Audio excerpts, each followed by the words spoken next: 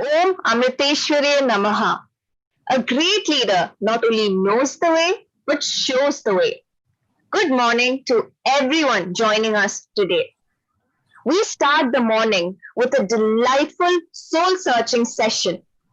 Along your medical careers, you will be faced with situations where you have to take control and lead. So, our topic for today is the importance of leadership, and this is the panel discussion for you. Leadership is the skill you possess to turn visions or dreams into reality. With our set of established, influential, and extremely successful panelists, this road will definitely be an easy one at the end of this. Our panelists for the day include Colonel S.K. Singh, the Assistant Professor in the Medical College of Wisconsin, Brigadier Tathagata Chatterjee, HOD of Lab Sciences at the Army Hospital, Arana in Delhi, Professor Shamika Ravi, who is the former economic advisor to the Prime Minister of India, Dr. Amulya Kumar Singh, who is the consultant in orthopedics at Patna, and finally, Group Captain Modit Sharma, specialist in CBR and warfare in New Delhi. Our moderator for the day will be our beloved principal, Dr. Colonel Vishal Marwaha. He is a graduate of the Armed Forces Medical College. He did his MD in General Medicine, DND in Internal Medicine. He completed his long-term postdoctoral fellowship in rheumatology from the prestigious All India Institute of Medical Sciences, New Delhi, and his short-term fellowship in the City Hospital and Queen's Hospital, Nottingham. He has served in the Indian Army for 28 years as a true patriot. Sir's father, elder brother, and 4 of his uncles have served in the Indian Army and the Indian Air Force. He headed the Indo-Bhutan Friendship Hospital in Thimphu, Bhutan early on in his career. He has also served in 4 rheumatology centers in the armed forces. Other accolades to his name include the prestigious Chief of Army Staff Commendation Award in 2012, the Army Commander Commendation Award twice in 2008 and 2010 for meritorious service. He then joined the Amrita School of Medicine in 2016 as HOD of Department of Rheumatology and has been serving as the principal of Amrita School of Medicine since 2017. As he juggles his extremely busy professional career, he also inspires us each and every single day to reach out for our dreams. Sir, I'd like to welcome you to lead this session.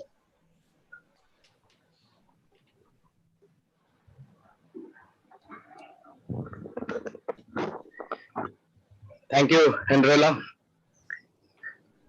Om Amriteshwaraya Namaha, humble pranams at the lotus feet of our Sadguru Mata Amritanandamayi Devi. Dear all, I welcome you to this panel discussion on importance of leadership. This year, 2 students of 2017 batch, Shrikant and Ashwin, the organizing and co-organizing secretary of SPASH, wanted me to conduct a panel discussion on leadership. We were inspired by 2 personalities in our search. One, of course, the father of the nation, Mahatma Gandhi, who has been a role model for millions of Indians, including us, and other leaders of the world like Nelson Mandela, Dalai Lama, Suu Kyi, and Barack Obama. These are some of the icons who were inspired by Gandhiji. We know a lot about Mahatma Gandhi, but as we move on, we were also greatly inspired by the bravery of Havaldar Bigendra Kumar, Mahavir Chakra in the Kargil War. I'll take a few minutes because my students told me, sir, please explain the situation to everyone so that they know that how difficult it is to win a war or to fight in a conflict, how much sacrifice is made. On June 2nd, 1999, General Ved Prakash Malik, then the Army Chief of Indian Army, held a Sainik Sammelan at Gumari in Dras sector after 3 failed attempts to capture Tololing Hill from the Pakistanis, which is at 15,000 feet. 59 Indian soldiers from different regiments had already died in this mission. When General Malik summoned the officers and men of two Rajputana rifles to present their plans, the army chief was not convinced of their plans. It was then when a 30-year-old commando from the last row got up and said, "I am Naik Digendra Kumar, known as Cobra, the best commando of the Indian Army. Sir, I have a plan that guarantees victory." "Explain," said General Malik. "Sir, the hill is straight," Digendra offered. "We will take the same route as the enemy." A surprised General Malik countered, saying, "Death is certain on this route." Digendra won't back off. He said, "Death is unavoidable otherwise too. Leave this to me." He requested for appropriate tools, ropes, and other equipment. The story of Digendra, who later was promoted to Havildar and received the Mahavir Chakra for his valor, is a tale of courage. Digendra and 9 fellow commandos began the mission to free Tonoling Hill. He was carrying an AK-47 rifle with 360 bullets, 18 hand grenades, 1 pistol, and a commando dagger dipped in cyanide. Each of them was assigned to blast a bunker each of the 11 bunkers that Pakistani army had built, and Havildar Digendra had assigned himself the first and the last bunker. The group began to climb the hill in the dead of night. At one point, Digendra thought he touched a stone. It wasn't. It was the barrel of an enemy machine gun. He pulled it and threw a grenade in the bunker. It caught fire. Pakistanis retaliated. 250 soldiers of Pakistan and artillery started firing on them. The Indian army team was unable to move. They asked for cannon fire with change in angle so that they could move ahead. As they were moving ahead, Digendra was hit by 3 bullets in the chest, 1 in the left thumb and another in the lower waist. 4 of his colleagues died. Soon the Pakistanis overwhelmed Digendra's team with sheer numbers and all 9 died. Before they died, they handed over their guns and grenades to Digendra, who threw 18 grenades in all 11 bunkers. All of a sudden, Major Anwar Khan of Pakistan Army confronted him. Digendra targeted his gun. The major jumped on him. As Digendra lost his gun, he grabbed the major by his hair and beheaded him with his dagger. He was soon able to take the hill and place the Indian flag on top. By then, he was unconscious and woke up in a military hospital. He was disabled after receiving 5 bullets. Perhaps the only live soldier to receive the Mahavir Chakra in Kargil conflict, he received the medal on 26 January 2000. We all tried our best to get in touch with Havildar Digendra, but could not succeed. So we thought at least we will share his efforts. Here today we are with many leaders in various fields who will share their experiences with us.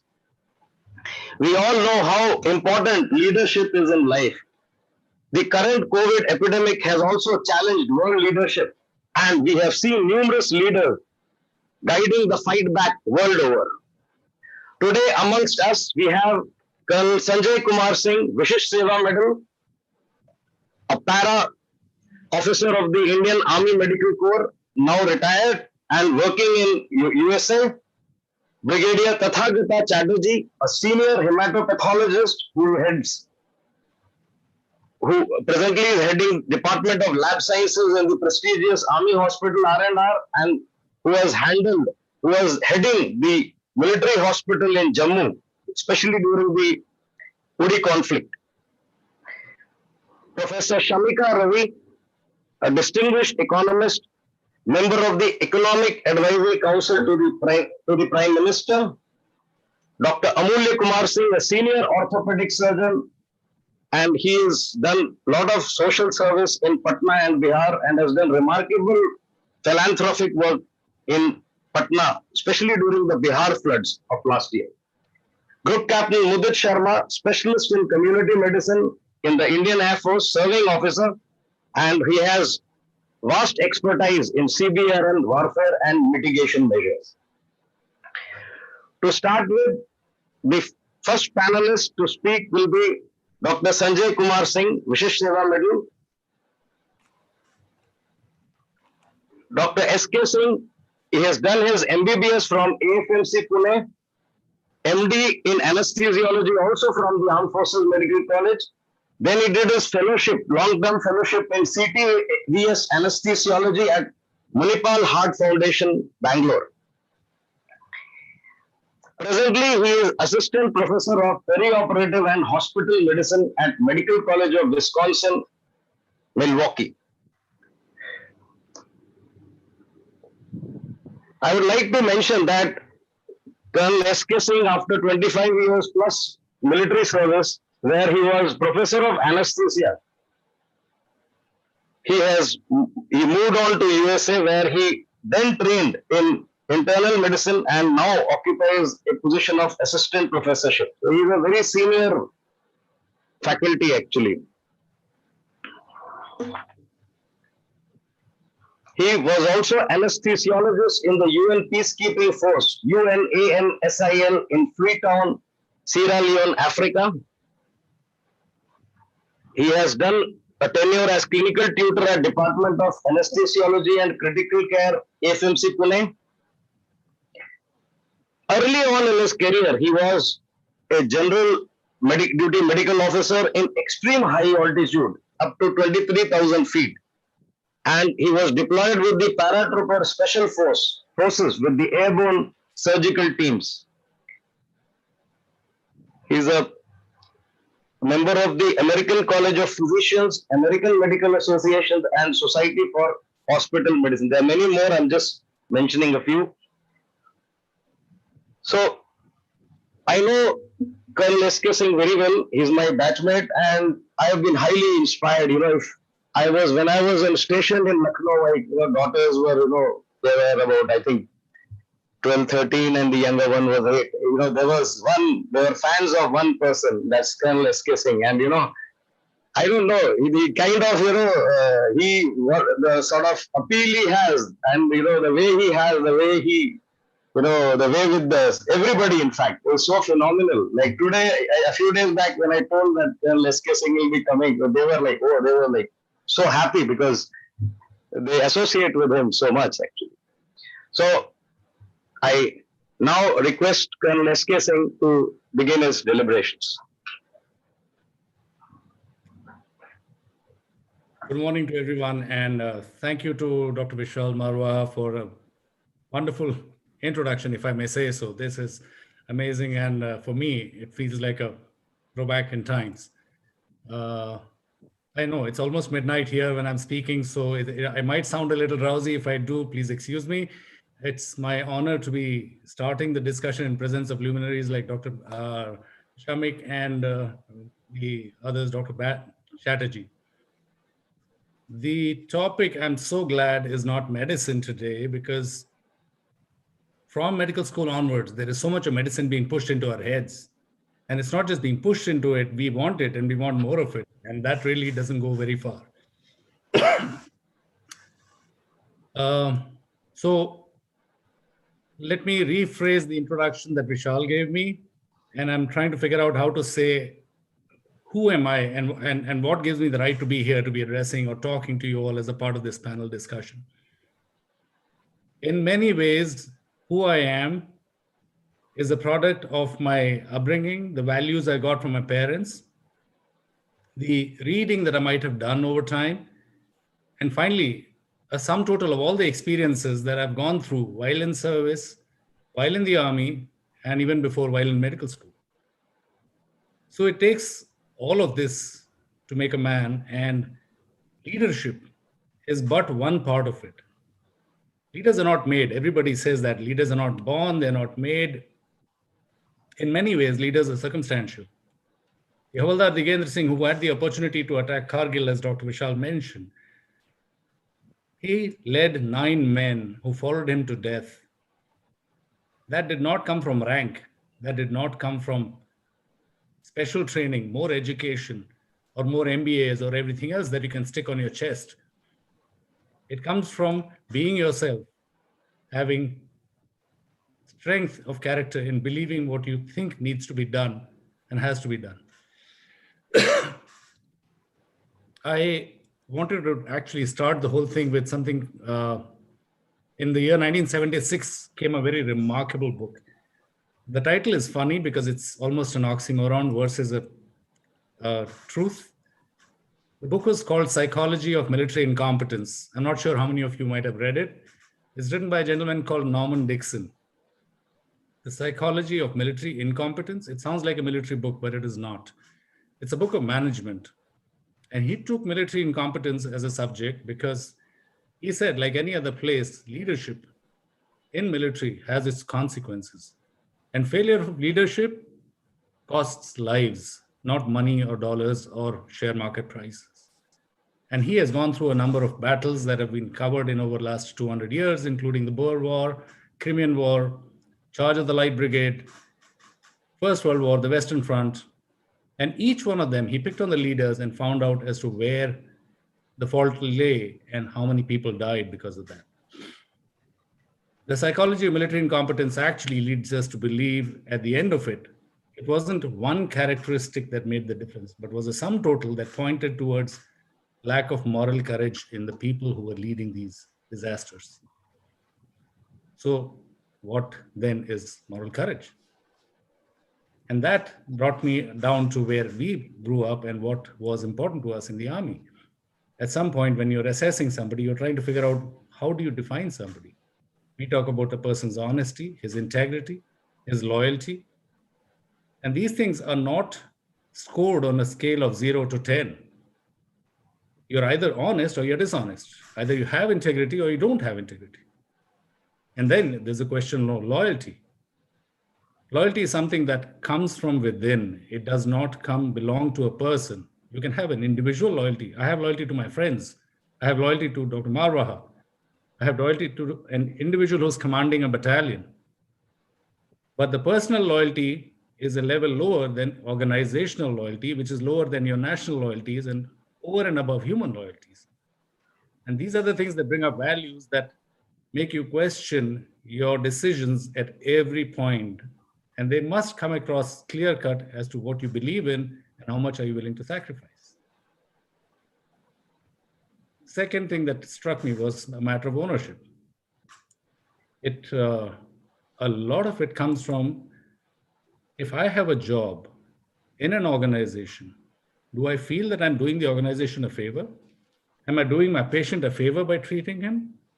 Am I doing my commanding officer or the president of the corporation a favor by doing my job? No, I'm being paid for it, but that's a different story. But do I genuinely in my heart believe that I actually belong? And if I do something good, it might make a difference. It does. The bottom line comes out is that if you do your job to the best of your ability in wherever you are, it makes you a better person, it makes you competent, and it makes the people around you and the people who are with you believe in you and maybe follow you. If the people see you as less than honest, or less than dedicated, or less than competent, you're likely to fail in leadership even if you're appointed with a 4-star general on your shoulders. It doesn't really matter. It does not come from your position, it comes from you as a person. It's not given, it's earned. It's exactly like respect. At the same time, as you grow from your med school onwards, you come into positions of responsibility. And that's where I think there is a very huge difference in assessing ourselves, because we are talking about being able to judge. You're put in a position where you have to take decisions on actions taken by people with you along the way. Whether they're your juniors or your seniors, it's important to differentiate the man from the job. Human beings make mistakes. Mistakes need to be punished. Human beings are not to be punished. You don't judge human beings. You don't write off people. You love them, you care for them, and you support them. If they make a mistake, you correct them. You address the mistake, never confuse the mistake with the man. And I think these are some of the things that I just picked it up along the way. And going back to what I said in the beginning, what gives me the position, why would Dr. Marwaha call me to come here and speak to you, is because of a myriad of experiences that the Indian Army has given me. From a very young age that I joined, I was in Kashmir, and I used to walk every day from a village to the next village to the next village. This was just prior to the explosion that created all the ruckus in the Kashmir Valley. At that stage, we were covering 22 villages. I had many nursing assistants with me. A couple of them used to go along because they thought it was their duty. A couple of them were not very happy. This man walks too much. He goes too many places. But over time, they realized that I wasn't doing it because I wanted a report. I was young, I was energetic, and I wanted to do more of what I could to help everybody I could. In time, they started following. I volunteered from there, went to Siachen Glacier, served there, lived in an ice cave for 7 days, where you couldn't sit in the ice cave, you just had to lie down. Rescued a 19-year-old soldier who unfortunately passed in the ice cave. Came back, I volunteered, went into special forces with the paratroopers, was a part of multiple operations. I can't go into details of that. And came back into academic medicine. And one of the things that made me realize was a career like the Army. I'm not promoting Army as a career. I'm just saying that it is a clean, honest, integrated life that helped me reach a level, realizing that Army did nothing to stop me from being the best I could ever be. And I think that is the essence that you need to follow for any organization where you have people to nurture. There are multiple instances which I could quote where things have gone wrong, things have gone right. And they say when the older people have good judgment, none of this good judgment comes without experience. And the experience comes from having made bad judgments in your past. It's important to keep the things in perspective and move on from there.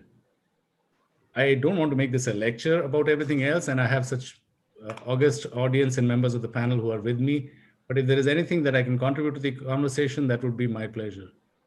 And Dr. Vishal, if you have any other ideas or suggestions that we can move on to, this would be this. I just want to go back and reiterate that it's your integral values of you as a human being, a courage of conviction in what you believe in, that makes you who you are.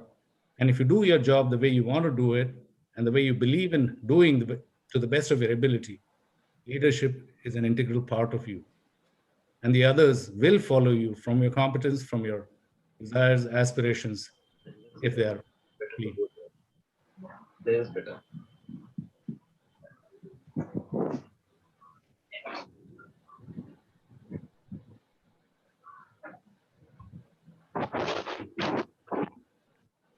Thank you, SK. It was you have put it in a very modest way, I would say. Actually, Colonel SK Singh is one of the most outstanding officers of the Indian Army, at least I have served with. And my father also was in the army. I've seen a lot of, father's generation, my generation, my elder brother was there. So, having seen so many of them, I would say Colonel SK Singh was one of the best.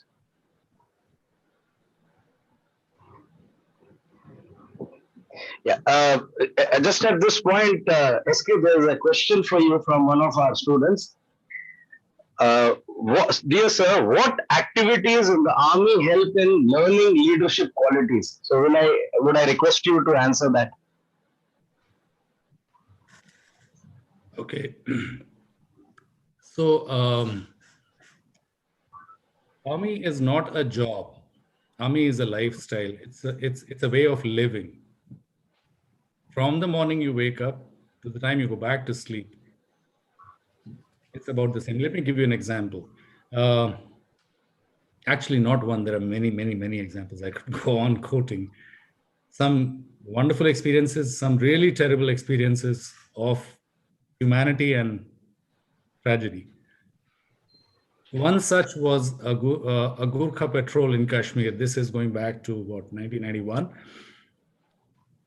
36 people were traversing heights of Kashmir Valley, exploring areas which had not been touched by humankind, at least in the last 600 years. There were some tracks going back from where, north of where Guru Nanak was supposed to have traveled through the Kashmir Valley along the Jhelum track. These 36 people were sent up, and again, another failure of leadership at one point. They were rationed for 48 hours, but they were asked to stay on beyond that. one of the Gurkhas, when they ran out of rations, looked at some plants and said, maybe this is what it is. And this is like saag. We make this in Nepal. So the cook collected all the saag, made it into a vegetable, and everybody had it. I got a call in the evening, in the night at about 8 p.m. And the company commander and the senior JCO, only 2 people were sober. And he said that the radio communication was very bad. And they said, oh my God, these people have been poisoned. I don't know what they've got it. They've all gone mad. So we didn't know any better. It's one of the memorable nights. I took some assistance with my nursing assistants, had a ton of emergency medical backpacks, and we started walking. This location was almost 36 hours of walking away. Not 36, about 28 hours. We walked through, there was an encounter going on in the valley. I lost one of the escorts in the encounter to an accidental bullet.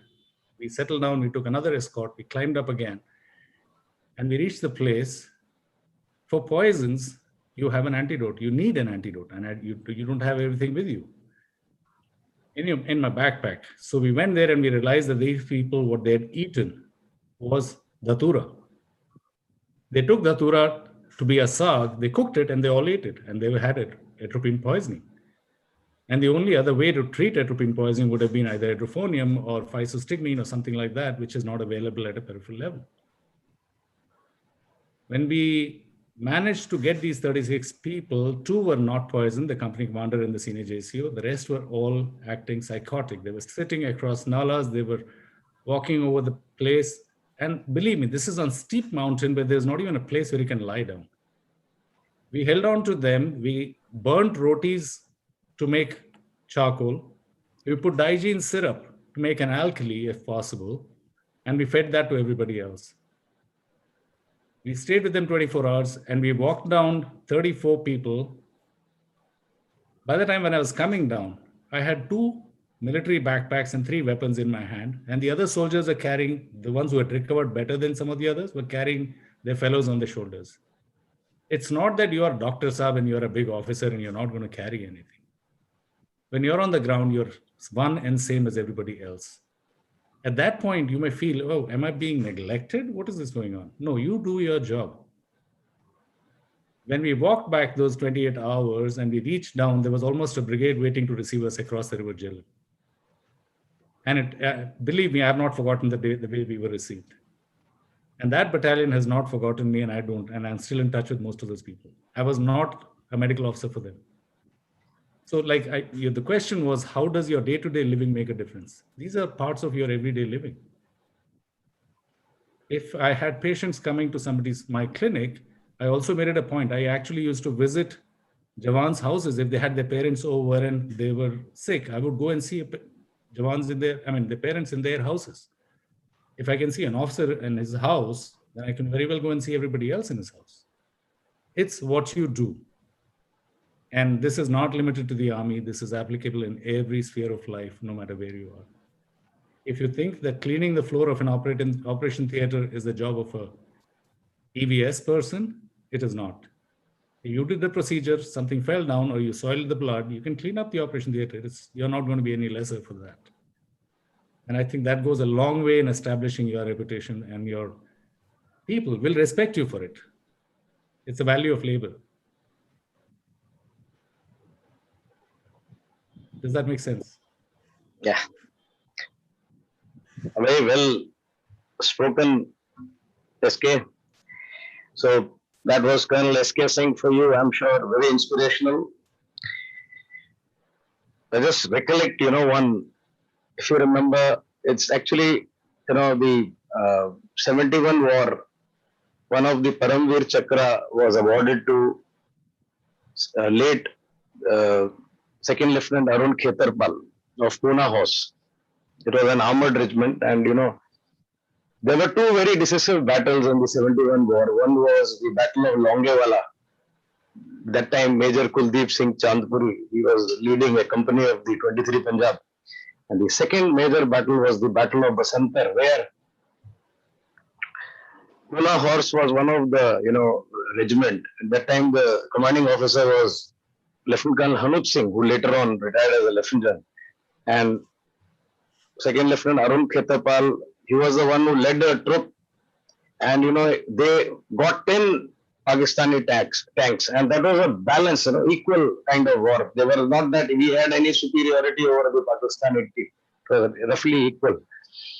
And like finally, obviously in battle, the others will also hit you, and he was wounded very severely, and he was asked to abandon the tank, but the reply was that my gun is still firing. So that is what, at least when we were young, we were I think maybe the first time I was told about Second Lieutenant Arun Khetapal was probably when I was maybe 8 years or 7 years old. And that's the time you move on. And I remember when towards the latter part of my career, when I was stationed in Chandimandir, even Colonel S.K. Singh was there. And that is the time when, he was in Lucknow. There was a bust was inaugurated by the army commander. Then the army commander was General Ghosh. In his memory, he was his course mate in the National Defence Academy. And, it was, when you read, you see the battle, you look over, when you look into all these things, the victories. In fact, some of you may have recollect, or if you have not read the Defense of Srinagar, Nirmaljeet Singh Sekho, Flying Officer. It was, something which, there is a book I have in my office, and many a times, I sit with my students and sometimes, read about one of the, PVC heroes, because people know so many things, like the history which is taught to us. I was once listening to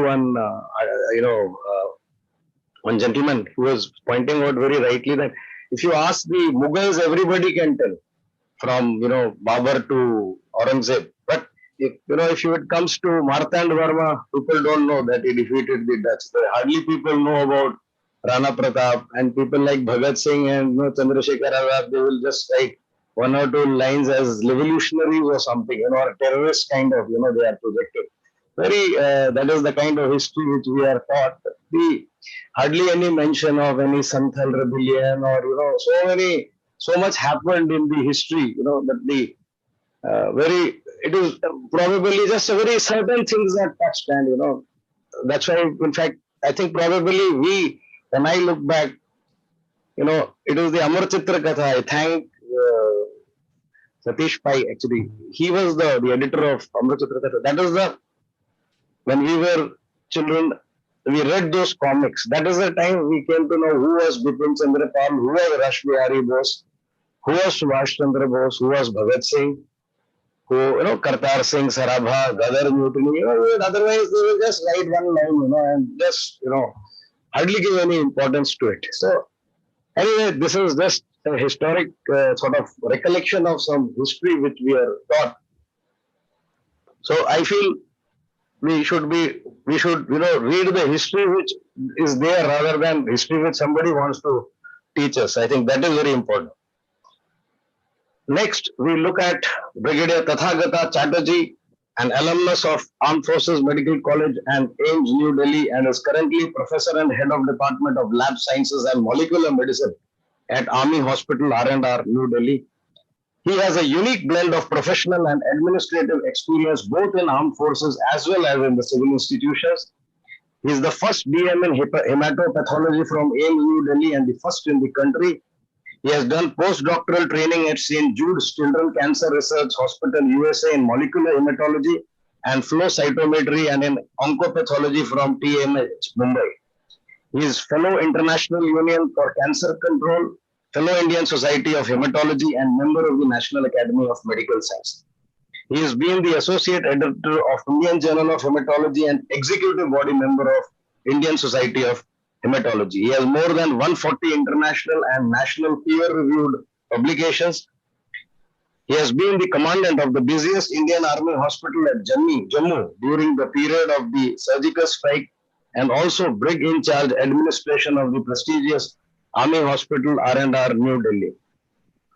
Sir is a very, I would say, very respected senior. In fact, a lot of people look up to him because And in fact, when I joined for my rheumatology at All India Institute, sir was about to finish. And I remember when we had a cup of tea together and the kind of briefing he gave me as to, certain aspects as to how to adjust in the All India Institute. I think they were very useful for me because it comes from, somebody who has done 3 years, obviously guides the other people well. So I request Brigadier Tathagat Chatterjee to please speak. Thank you, sir. Thank you, Colonel Marwah. Ladies and gentlemen, boys and girls, a very good morning. I am fully conscious of the privilege and honor for this invite to address students of one of the leading medical colleges and institutions in this country. Now, like Colonel Marwah, I too come from an army background. My father was heading the Department of Neuropsychiatry at AFMC Pune when I was an undergraduate student. And my father was a regimental medical officer of Field Marshal Sam Manekshaw in 1957 in the Poonch sector when he was GOC 26 Mountain Div, and my father was his regimental medical officer. So I picked up a lot of ideas from the stories my father used to tell me in my childhood days. And I joined Armed Forces Medical College, seeing my father in uniform. And much of my topic today would be based on the experiences which I've gained from my father and how I implemented those words of wisdom from my father, my hero, into my practices in the army, both as a medical officer as well as a specialist. The other hero is, of course, Dr. B.C. Roy. Dr. B.C. Roy, who had the vision of the tri-services of the Army Medical Corps, the Armed Forces Medical Corps, where the Air Force, the Navy, and the Army had doctors with one mission. My father was his house surgeon way back in 1952. And some of the stories I have gained from my father is based on his residency under Dr. B.C. Roy. For example, one of the commonest method of killing a person with big property was chronic arsenic poisoning. And as you all know, chronic arsenic poisoning those days had features of vomiting and diarrhea. A lady was brought to Dr. B.C. Roy's chamber by two of her relatives. Dr. B.C. Roy immediately rang up the police and got these 2 boys arrested. They were actually poisoning her with chronic arsenic poisoning. And what Dr. B.C. Roy smelled was the smell of the vomitus and the feces, which is classical of chronic arsenic poisoning.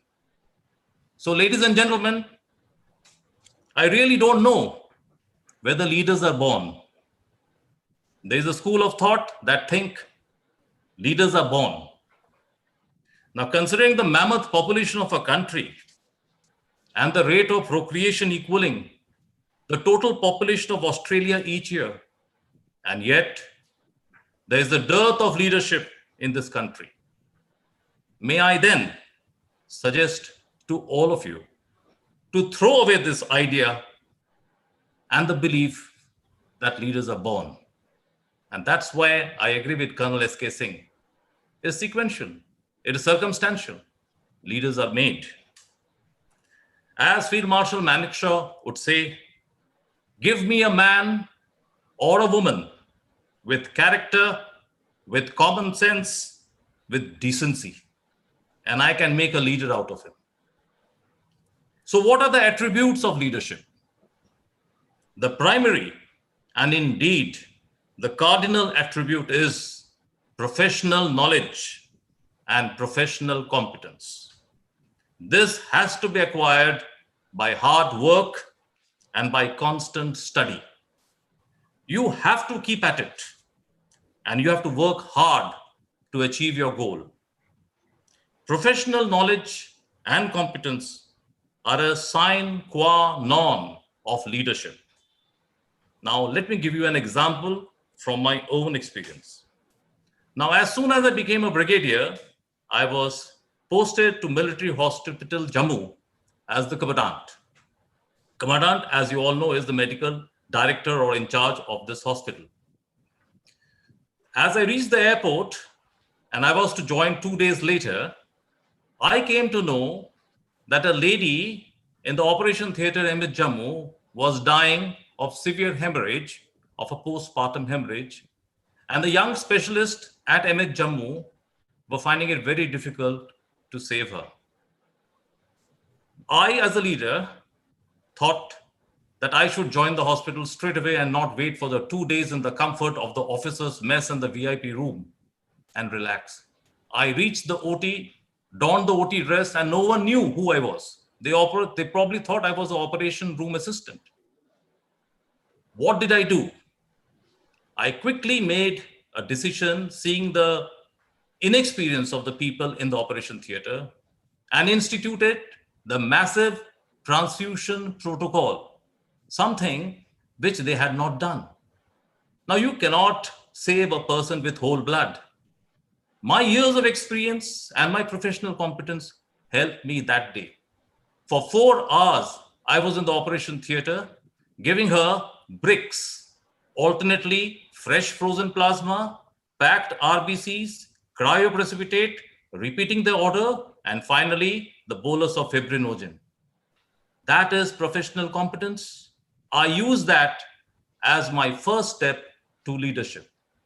After 4 hours, we saved this lady, and I introduced myself to my team that I am Brigadier Tathagat Chatterjee, your commandant.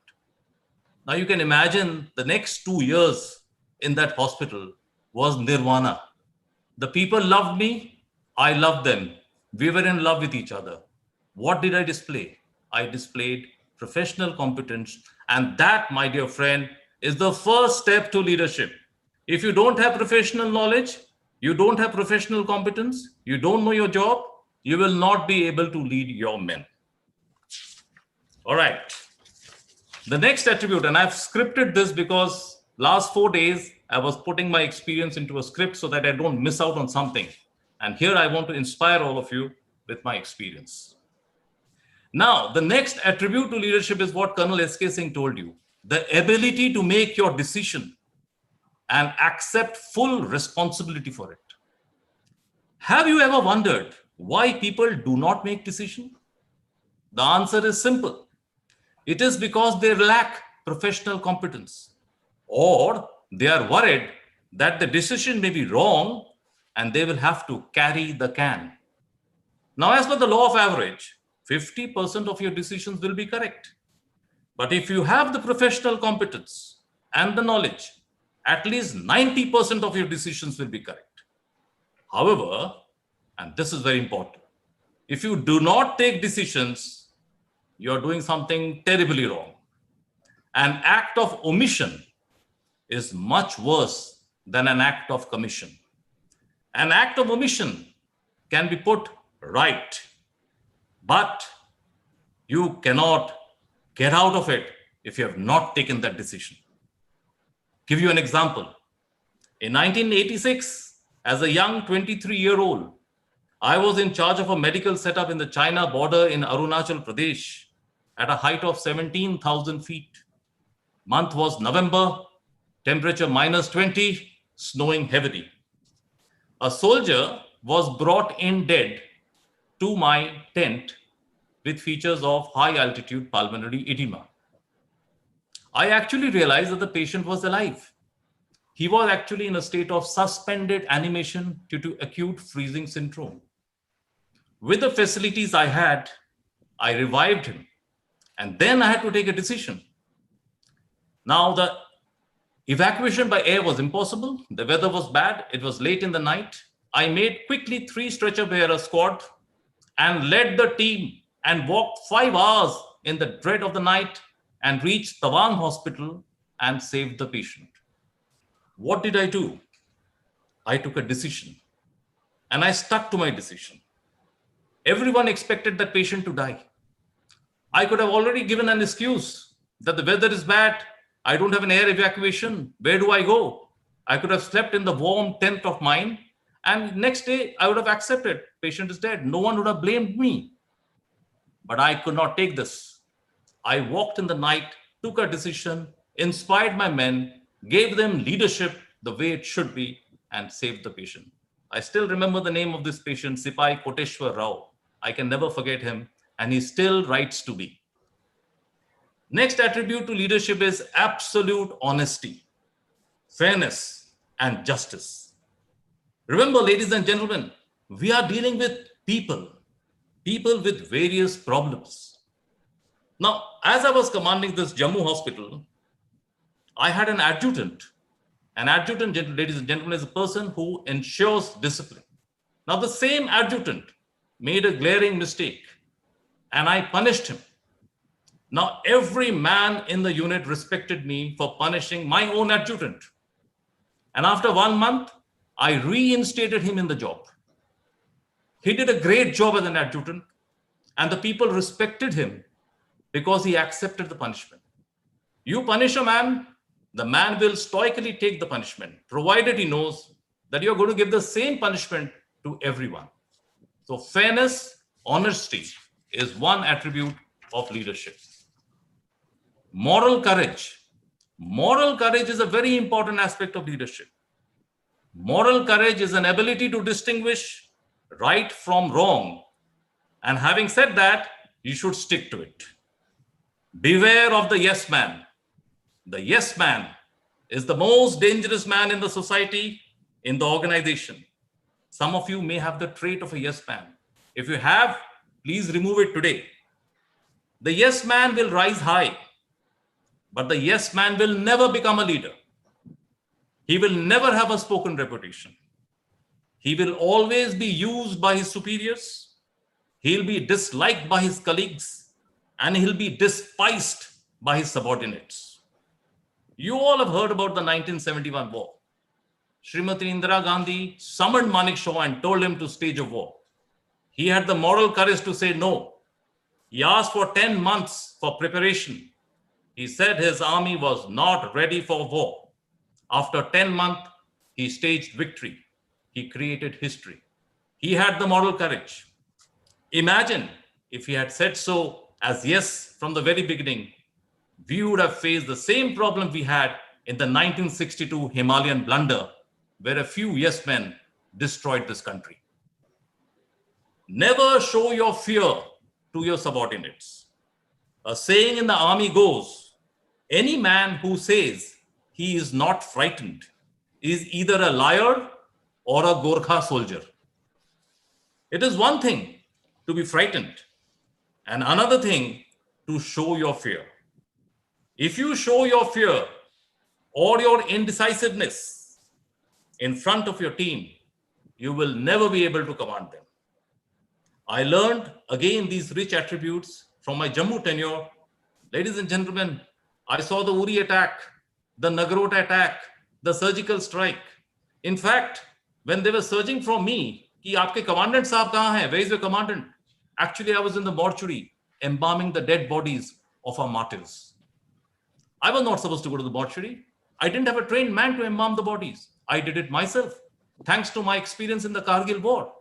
So a man, a soldier, like Colonel S.K. Singh said, can do anything. He can wipe the OT floor. He has to lead by example. And no job is big enough. You have to be humble, you have to be modest, and you have to lead your men. And do not ever show your fear to your men. Though I know you are frightened, we all are frightened. But at the same time, you have to stick by your decision. Loyalty. Today, I'm reminded of Mario Puzo's The Godfather. A great book, a great movie. Some of the quotations from the Mario Puzo's book is, loyalty isn't gray at all. It is black, it is white. Either, as Colonel S.K. Singh said, either you are loyal or you're not at all. We all expect loyalty. So we must give the loyalty to our colleagues, to our subordinates. We should all have the character and the virtues to be a good human being. And then only you can become the leader you deserve to be. Ladies and gentlemen, be disciplined by your good conduct, by your good behavior, and live decently in the society. You must know your own faults. You must know your own weakness. And only then you will know yourself. Then and only then you will be a leader. Keep your friends close, but keep your enemies closer. Remember this term for the rest of your life. I conclude by stating that true leadership is the art. It is the art of creating and clearly communicating your vision, your hope, your passion, your inspiration, and the journey you will carry your men with. Thank you. Jai Hind.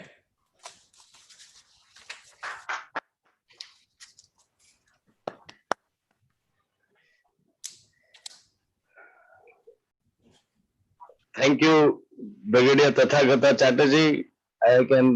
I'm sure that yesterday, I think they're saying 1,200 people saw. I think today should be more. I don't know the numbers, but I'm sure that your speech would have really inspired a lot of people. There's a question for you, sir. Dear sir, what is your opinion about the growing violence against doctors in our country? Even after widespread protests, there seems to be no change in the scenario. So my answer is yes, it is bad. Whatever is happening against us is something totally wrong. And for that, I'm sure the nation is going to evolve. There's something called national character, something which is going to evolve, and I am very sure it is going to come. And I am that compulsive optimist.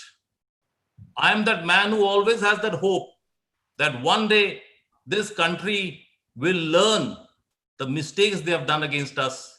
I am that compulsive optimist that this great country will realize the importance of the nurses and doctors, the men and the women in white uniform. And I'm sure that day is not far off when we will get back our respect. But a word of caution, behave decently, be good, be proud of the fact that the society has made you a nurse and a doctor. Lead by example, and I'm very sure you're going to get back the respect you deserve. Thank you, sir. In fact, I was just, recollecting when you were talking about spoken reputation. I read one book by Major General Surjit Singh, the retired EME officer. The book is about the second innings. The second innings after you leave go after your retirement. And I remember candidly one point which he mentions is that emphatically is that it's your spoken reputation which is so very important when you go. You may go as a major or a lieutenant colonel, full colonel. It doesn't really matter. You may go as a general, lieutenant general. But if you don't have a good spoken reputation, and what sir was saying, you can climb the ladder because there are a lot of yes men. In fact, many people are leaving service. When you talk to them, one thing, the essence which you get is why do people leave? At some stage, after people who have put in 28 years, 27 years, you ask them, what they say, as we go higher, you will have to battle it out with people with whom, the terms and conditions are not in your favor, actually. Because psychophancy, if you are not a sycophant, it's something you cannot cultivate overnight at, at the age of 51, 52. And then battle it out. But that's the reality, and it's not only in the army, it's everywhere actually. So any institution which is having, people who lack core competence, in my elder brother, who was a retired colonel from EME, he also from the Indian Army, he one day told me, sir, a guy who has core, what sir said is so very important, I feel, professional competence. A person who knows his job, he will never take recourse to any psychophancy or chamchagiri. There is no need for it actually. You just be competent and move ahead. I think there's a very important point for, and he put it very right, that if you are a yes man, just get out of it. Don't develop that trait. No. One. I had one opportunity to see the field marshal. He was in Delhi and we had gone to see him. I went with one of my senior colleagues. He had some health issue and we saw him there. I still remember one thing which he was telling us about when we were talking to him, he mentioned about one, soldier was being given very harsh punishment. And he says, I called the adjutant general and told him, is this the way to deal with the soldier? So he says, you have to be kind. So I think that empathy, one element which we could see was just, was visible.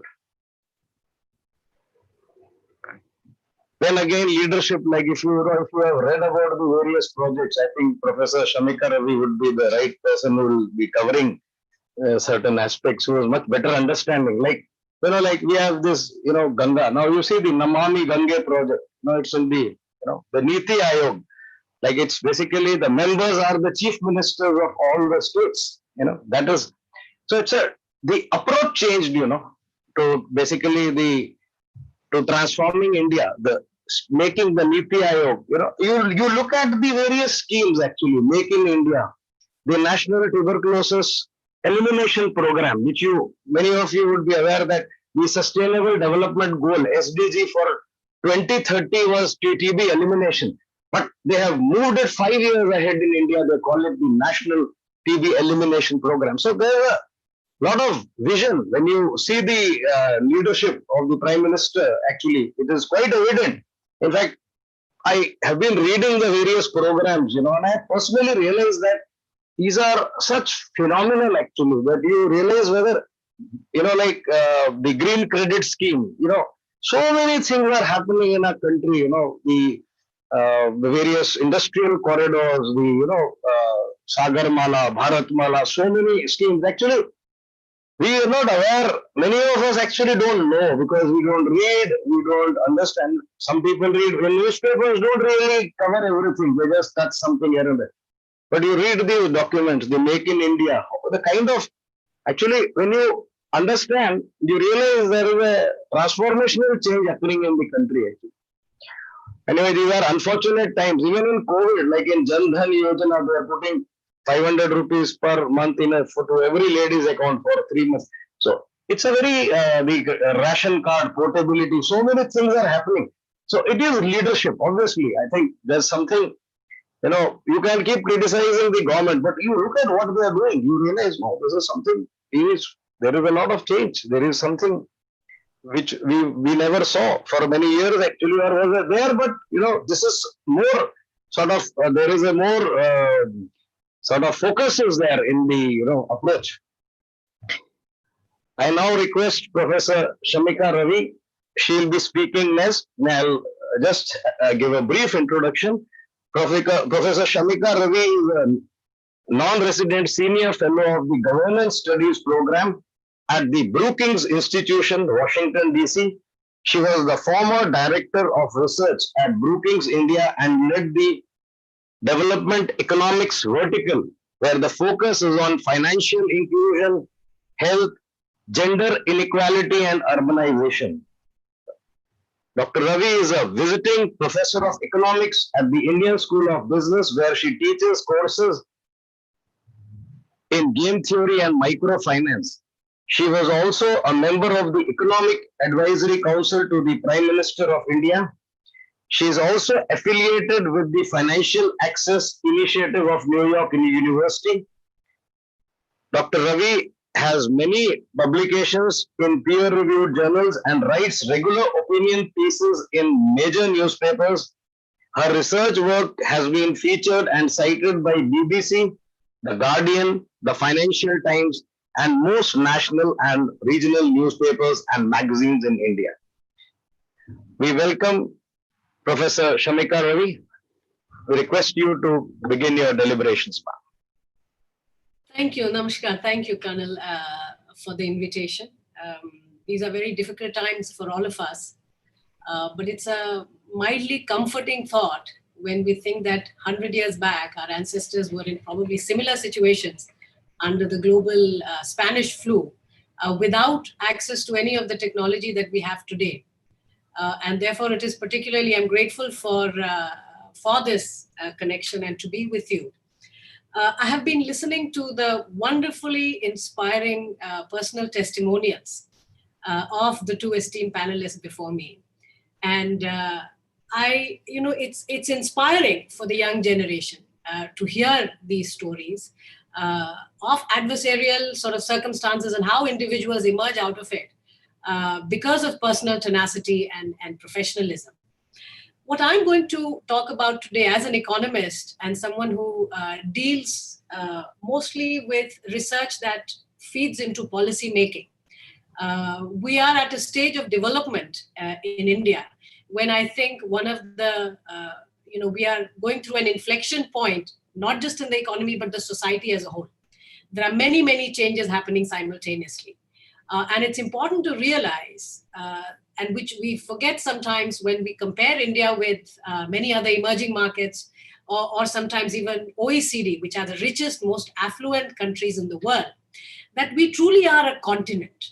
States of this country are the size of countries themselves. So when you speak of Uttar Pradesh, it is the 5th largest country in terms of population. So when you think of how COVID is,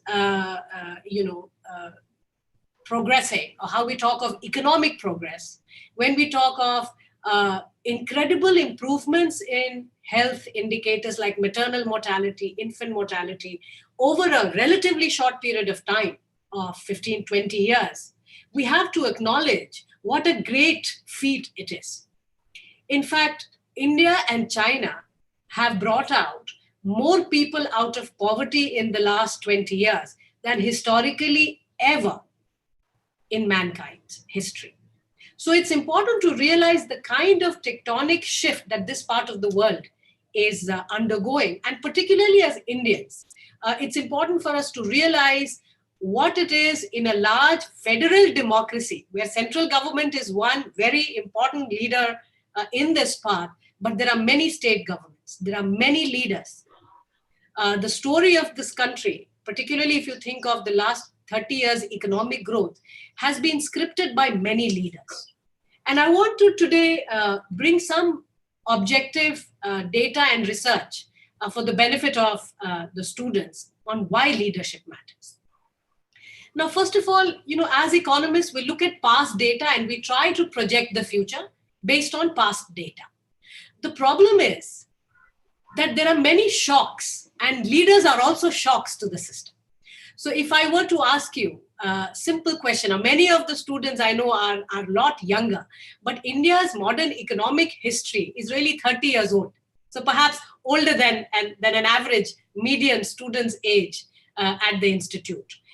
But in 1991, if I were to ask you a question, where would, let's say, Microsoft, most students out of MBAs and engineering colleges want to join these large multinational corporations, big success stories, Bill Gates, so on.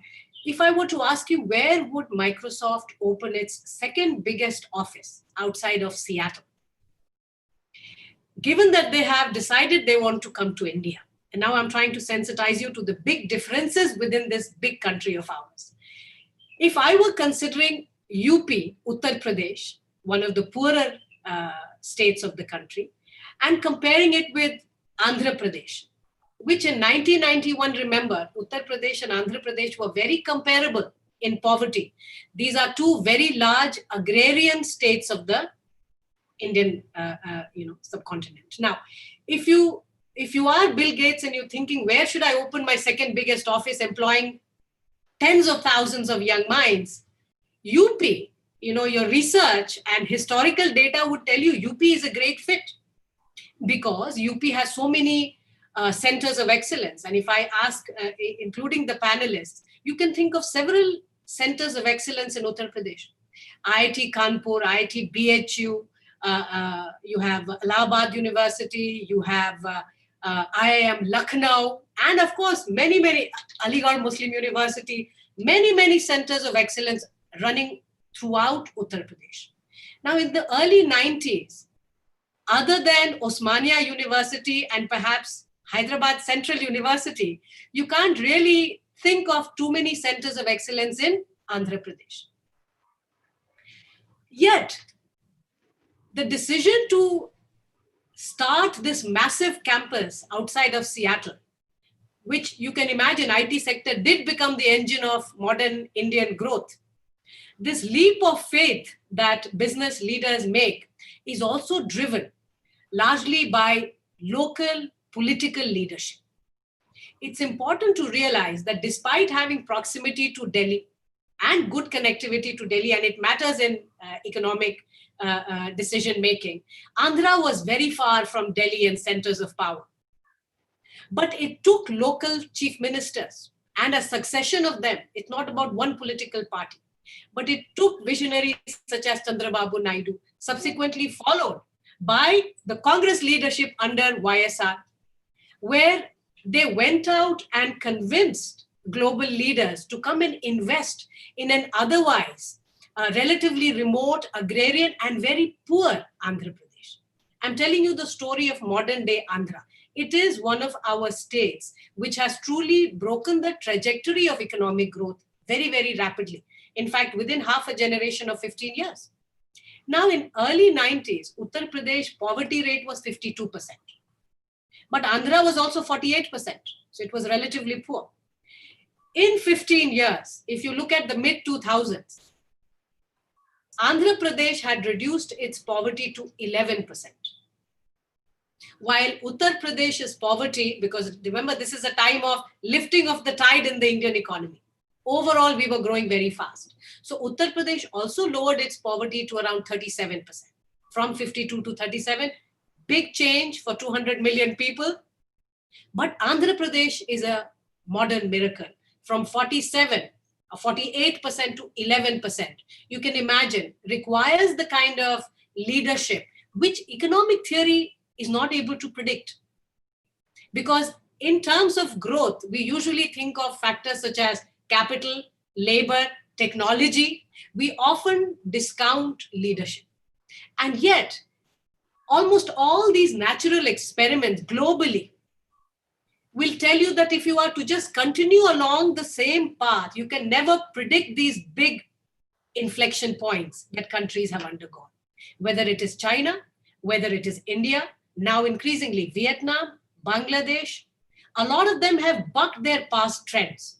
And they have bucked those trends because of leadership. Now, I know that in the current pandemic, the issue of global leadership also becomes a very important one. Because we have never been so integrated economically in terms of the global supply chain. Each country is dependent on many others for the functioning of its economy. So when the COVID crisis struck, we do realize that increasingly the demands on institutions such as the WHO is growing very, very rapidly. And in fact, along with that great demand, there is also incredible pressure to undergo restructuring, because the demands of the modern day, where every country is pretty much left to fend for itself against this global climate, which is anti-globalization. Every country is seeing, at least most of the democratic countries, are seeing a great resurgence of anti-globalization movement, increased nationalism, increased movement towards self-dependence.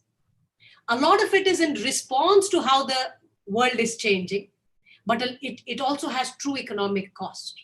So for instance, after the transgressions that we saw from China over months of summer, an increased trade war between the US and China, the breaking of global supply chains, where more countries now have to look at alternate sources of inputs, and many corporations have to look at alternate places to function out of.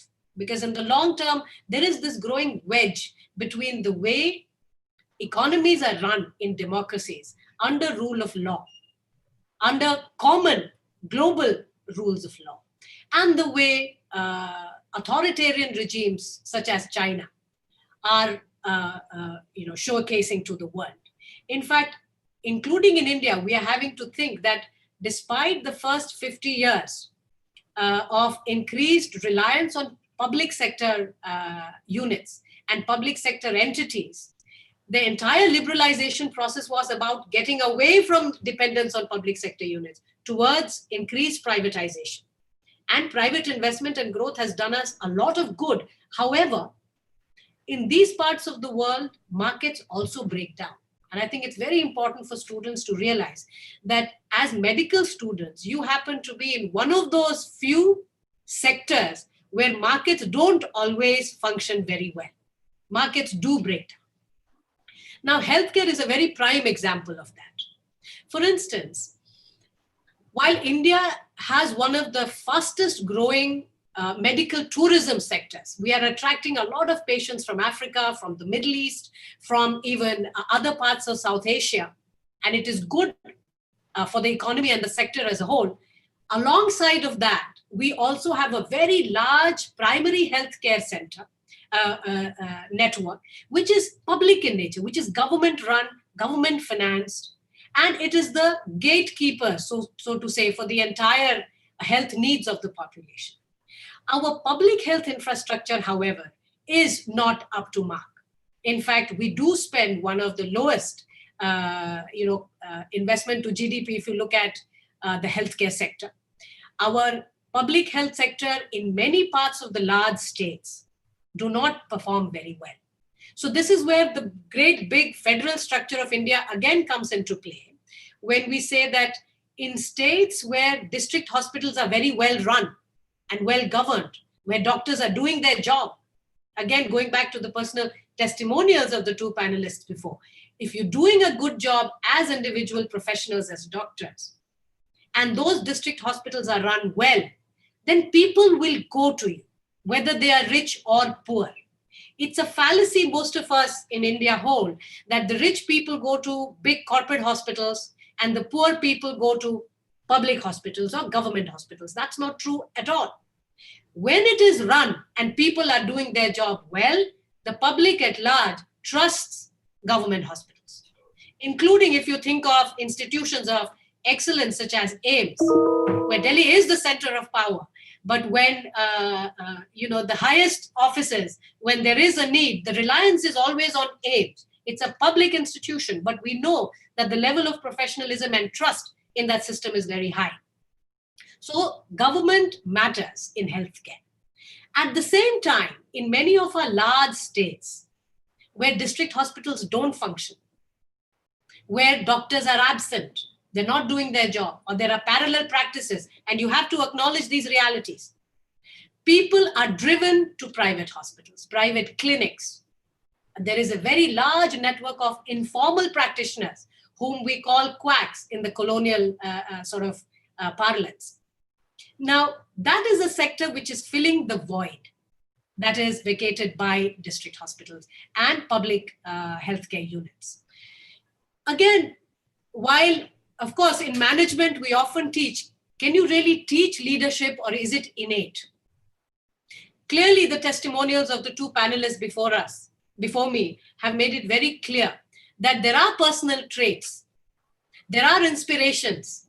The idea is to learn from your mistakes. That's the whole idea of experience, that you make new mistakes. You don't keep repeating the existing mistakes. You learn from your peers. There is always going to be a great dependence on this massive network of public health infrastructure that we have across the country. Because you see, if you look at quintile groups in terms of wealth, in economics, what we do is we break down the entire population into quintiles to look at how are poor people behaving versus how are rich people behaving. In parts of the country where government hospitals run well, they are well functioning, people across quintile groups, rich and poor, are going to district hospitals. Whereas in places where they don't work well, across quintile groups, very few people are going to government hospitals. Meaning it is not that the poor will anyway go to government and the rich will anyway go to the corporate hospitals. So the dependence on this massive government public health infrastructure is very, very paramount in a country such as ours. But at the same time, recognize the reality of what your future will be. 75% of healthcare in India is urban and it is private. So that is where most of your jobs will come from. That is where the great opportunities to grow will come in.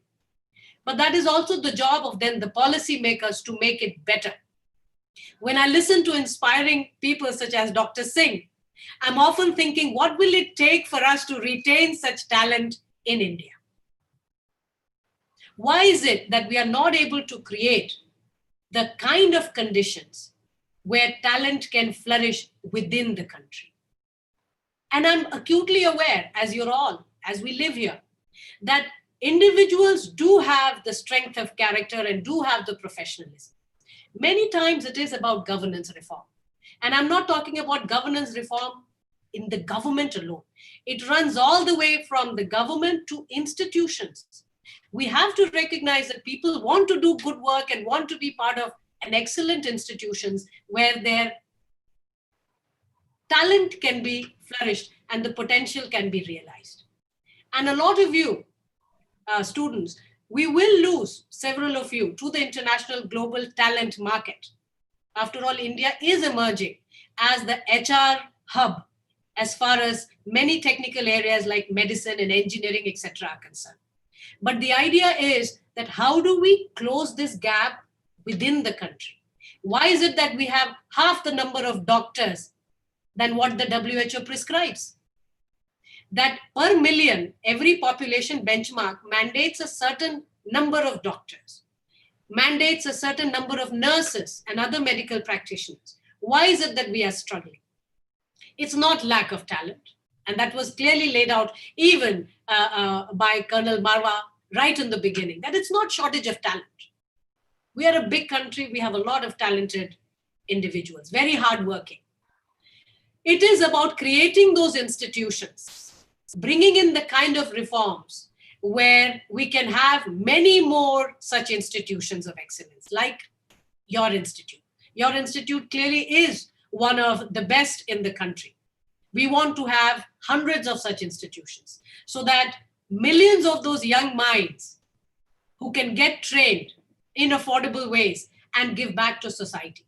And that is the whole process of growth, where there are market solutions, but in healthcare markets do break down. And that is why I'm emphasizing the role of government and the role of policy making. So it's very important to understand from that point of view. Now, on the global front, I want to just leave you with one thought, because we are all sitting in our homes, though now it is lockdown, unlockdown 5 as of today, that globally there is a void that is getting created. That void is felt in every multilateral institution today, whether you're talking about the UN and the health part of it, which is the WHO, or you're talking about the World Bank, IMF, etc. Because increasingly there is a very large part of the world, which is the emerging markets of India, Brazil, China, where the expectation is now that the rules of the game have to be tilted in favor of who is a median consumer in the global economy today. A median consumer is no longer from the OECD markets. So what is the role of the UN? If any of you had an opportunity to listen to the Prime Minister at the UN, these are big questions being asked. Where is India's representation? India is a very large economy. India is a very large democracy. Those adequate representation at global leadership institutions, it is a demand and it has to be met sooner or later, but it is definitely a gap. Increasingly, you are seeing that in WHO, a lot of questions are being raised about, is it going to be the case that who pays the piper demands the tune? Or is it going to be more based on equity? So you see, when there is greater pressure on large multilateral institutions, we are seeing that there is a global churn, there is tension. But out of this churn will emerge a new global order. And India is going to be a major player in that. Beyond healthcare, you also have to look at, for instance, energy usage. India has initiated and is leading the Global Solar Alliance, because we do realize that, dirty fuel, coal, which has engineered a very large part of global growth in the last 30 years, is also leading to global warming, is leading to all kinds of uncertainties, which we are not in a position to deal with. So a changing habit, perhaps curbing consumption, the per capita emission from Americans out of the level of consumption, which, by the way, is an engine to greater demand and greater consumption, engineers great economic wealth creation. but it also leads to costs in the form of emissions and quality of life overall for all, because these are global public goods. So I think the role for India also at a global level will from now on only keep getting enhanced in this multitude of different sectors, whether it is global warming and what does it mean for a more equitable and cleaner global economy, whether it is in terms of within our economy, what will it take to realize the great potential of this huge demographic dividend which we have. But if we don't take the right actions, demographic dividend can very quickly transform into demographic disaster. It's not healthy to have large number of people unemployed and living in an inequitable world. So policy becomes very, very important at this entire sort of value chain of governance, whether we are talking of individual institution, and that is why I'm telling you about public-private gaps in the way district hospitals, etc., ought to be run, or whether we are talking about nations, that countries, emerging markets like India. And this is where I think Prime Minister Modi's leadership and his vision for where the country ought to be is coming in, and we are listening, we are hearing that vision reiterated at multiple different forums. So I think we are all part of that story. You as the future are definitely a part of that story. Healthcare is a very important sector, and you are going to be the flag bearers of the sector. The previous question that was asked on violence against doctors, there's nothing more distressing than to hear about this. And now if you go to Safdarjung Hospital, if you go to All India Institute of Medical Sciences, there are big boards which say that it is punishable. These are crimes which have been recognized. And I think, again, the policy intervention there is that punishment has to be quick and felt. There has to be a deterrence to this kind of behavior. It is not acceptable. But that is the policy impact. The second side of it is that doctors and teachers were, they held an elevated position in our society in the past. What will it take to elevate doctors and teachers back to those positions of respect, which itself is a deterrence? And I think that is where you as a society, you as medical professionals also have to introspect that what part of your behavior can deter that. And it is particularly the case when you hear about malpractices in the private hospitals, over-diagnosis. The incentive structures are very distorted sometimes. So you're all going to be a part of that, not just as leaders, but also as active professionals in the healthcare space. So I want to end with that. I'm very happy to take questions. Thank you.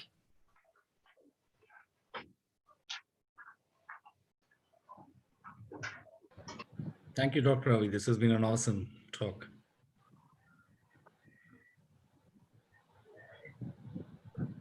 Thank you. Thank you, Professor Shamika Ravi. It was indeed a wonderful talk. It was great listening to you. There are already some questions, so I think I'll straight away. There's a question from Ahmed Qureshi, one of our delegates. Ma'am, with the current government's economic policy, will India become a $5 trillion economy in the near future? The near future, that I think is the loaded phrase in that question.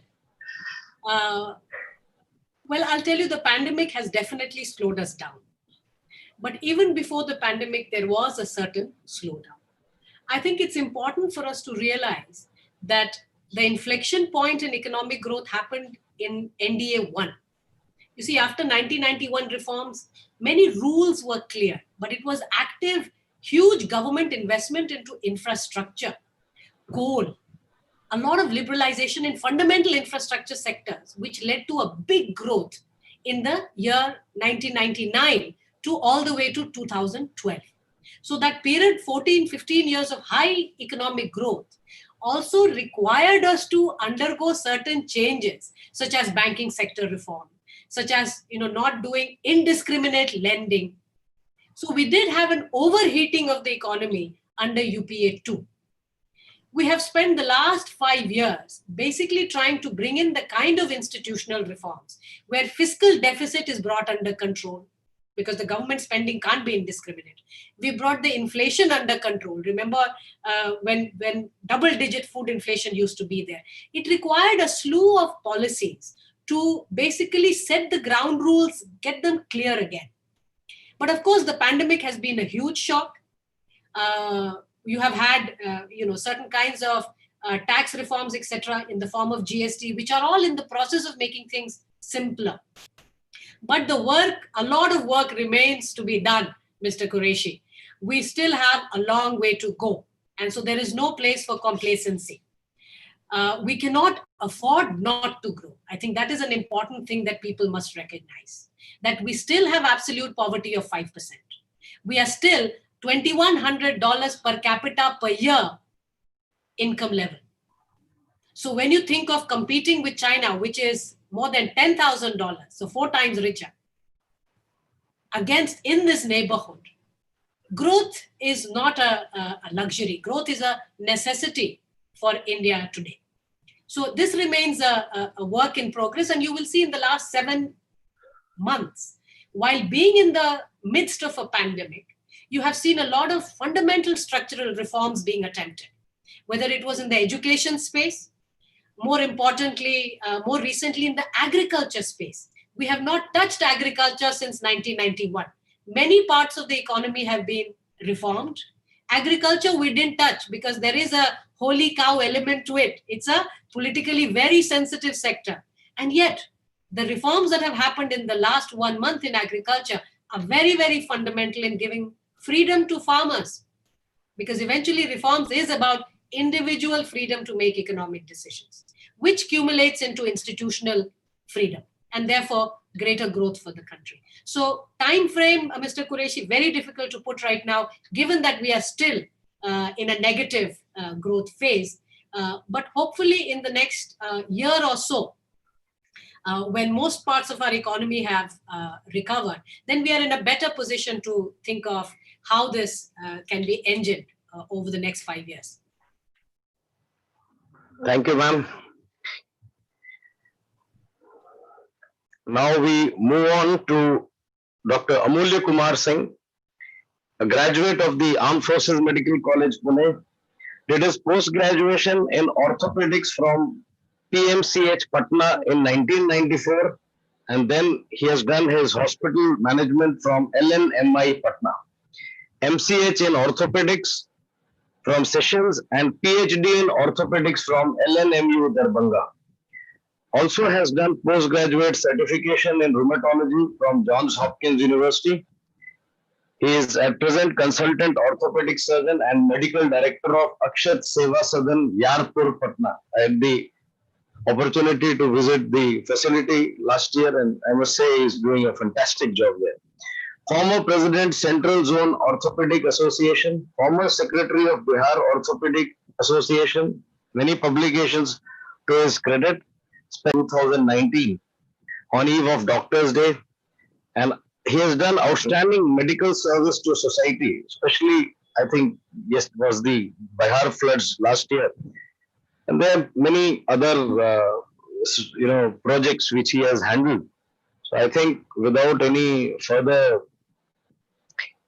delay, I will request Dr. Amulya Kumar Singh to begin his talk.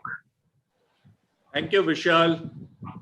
Great to be here in front of this Premier Institute of India with some of the most talented doctors, Sanjay, Mudit, Brigadier Tathagat, and others.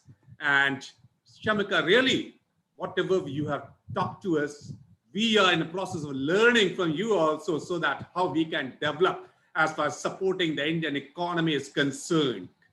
Now coming to our young generation, boys and girls, everybody who comes into a medical fraternity as such feels that he has already climbed the Mount Everest. They have high ambition. Everybody starts after passing out, after taking the Hippocratic oath from scratch. And very few are lucky to become Colonel Vishal Marwah, Colonel S.K. Singh, Mudit Sharma, Brigadier Tathagat, and others who are here in the esteemed faculties. Others are lost in the race. Why? Yes, we are coming to that important point. why some are reaching the top, others are losing the race. They stop their life somewhere in between. Which is what I remember from my childhood days. मैं खुद ही तय करता हूं अपनी मंजिल आसमानों की, क्योंकि परिंदों को नहीं दी जाती तालीम उड़ानों की. Friends, a person who has reached the top, like Mr. Modi, our honorable Prime Minister, they have got some inborn qualities. They have learned from the surroundings. They have learned from the experts. That's why they have reached the top. They learn themselves. Everything can't be on the books. Here we are talking about the leadership, what Brigadier Tathagat has told.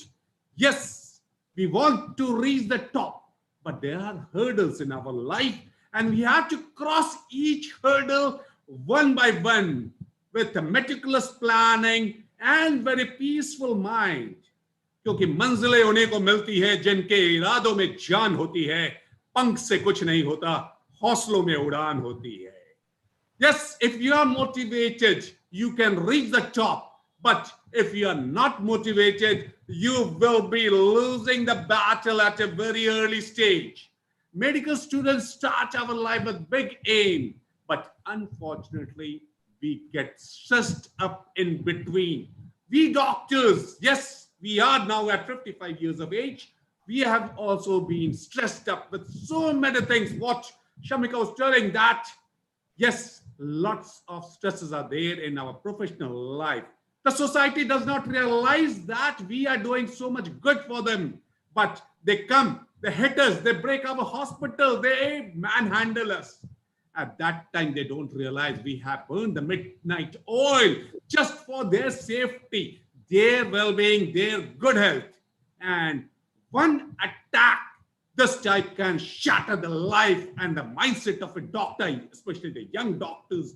You all are going to become our flag bearers, but these type of incidences are going to happen. The society has a different attitude. Initially, they consider you as a second god, but this is not the reality. Friends, till they are needing us, they give us lots of respect.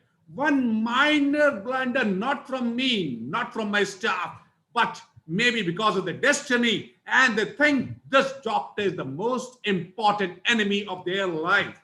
And many things which they do to us at that time, that breaks our confidence. So there are going to be all such incidences in our life. The young doctors have to realize in doctors' life there are opportunities that help us to achieve professional excellence. That's why you become Colonel Vishal Marwaha, which take us to the top and make us feel proud of yourself.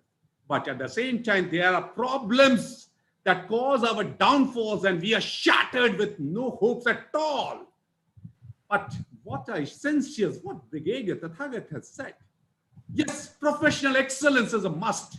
We have to excel professionally. There is no shortcut on this. And technical skill, we have to keep on learning, relearning, unlearn yourself and relearn for a better tomorrow. As such, the qualities are essential for a doctor, enable him to get popularity and peace of mind. Every day you learn, then only you reach the top of your professional career as such. And there has to be some good goals in your life. And what are your goals? Especially I'm talking to the young undergraduate and graduate students. You should aim very high. Unless you don't aim high, you cannot think of reaching that level. And for reaching that level, your patient and very dedicated and sincere hard work is required. If we have very low goals, you have low ambition, or have a chalta hai attitude, yaar ho jayega, why I'm bothered today, aaj chalo party kar lete hain, aaj ye kar lete hain, and you don't think of today, your tomorrow will be on a darker side. So forget about this chalta hai attitude today. There are problems in our life. We all have faced it. We are impatient for success. Right from the college days, you tried to become Colonel Marwaha, Dr. S.K. Singh, Dr. Mudit Sharma, etc. This impatience will shatter your future. Young doctors often take shortcut of routes in pursuit of success, but it proves detrimental to their career. So no shortcut is required in our life as such. And there are other problems. If you want to celebrate your success very early, friends, don't stop there. Every day you can succeed something, celebrate it, but plan on the same day about a much better height for next day. Early slow down. You achieve a success, then you slow down. Okay, I've already achieved it. Now I don't want to do anything. Then you can't become Brigadier Tathagat as such. And friends, in everyday's life, everybody's life, there are distractions. You have to balance those distractions, the professional life, personal life, social life, everything has to be balanced together so that you can move forward to achieve that goal. Distraction of doctors can be kept at bay. Yes, you can be slightly away from it by being focused. You have to be very focused on that agenda at that very particular time. A single point of agenda should be there at that very moment. Yes, there are apprehensions. Everybody wants to have money in their life. Paisa bolta hai, I all know, and especially the economic advisor, what she was telling about the global form, what India is going to say. Yes, that also brings everybody, compares our life, rupees into dollar, into pound. Yes, we want money. Money should be a byproduct of our service and hard work and not at the cost of it. I'm talking to the doctors, young, budding doctors. If we are good in our job, mind my word, if we are good in my job, the money will automatically come. You don't have to beg for it. You don't have to fight for it. It will automatically come. And the biggest 5-star hotels and 7-star hotels, you can lead a life there also, serving a poor people only. Doctors earn more than money. This thing has to be remembered. And that is the love and respect. Nobody else can get that much love and respect what a doctor can get. So money should be a byproduct. First, try to get all those love and respect from the doctor. And how you can become a good doctor?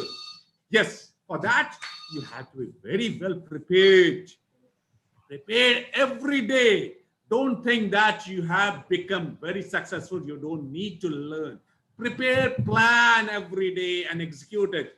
Do all your researches every day. What you have learned, maybe some other researchers will come and you have to refocus through that way.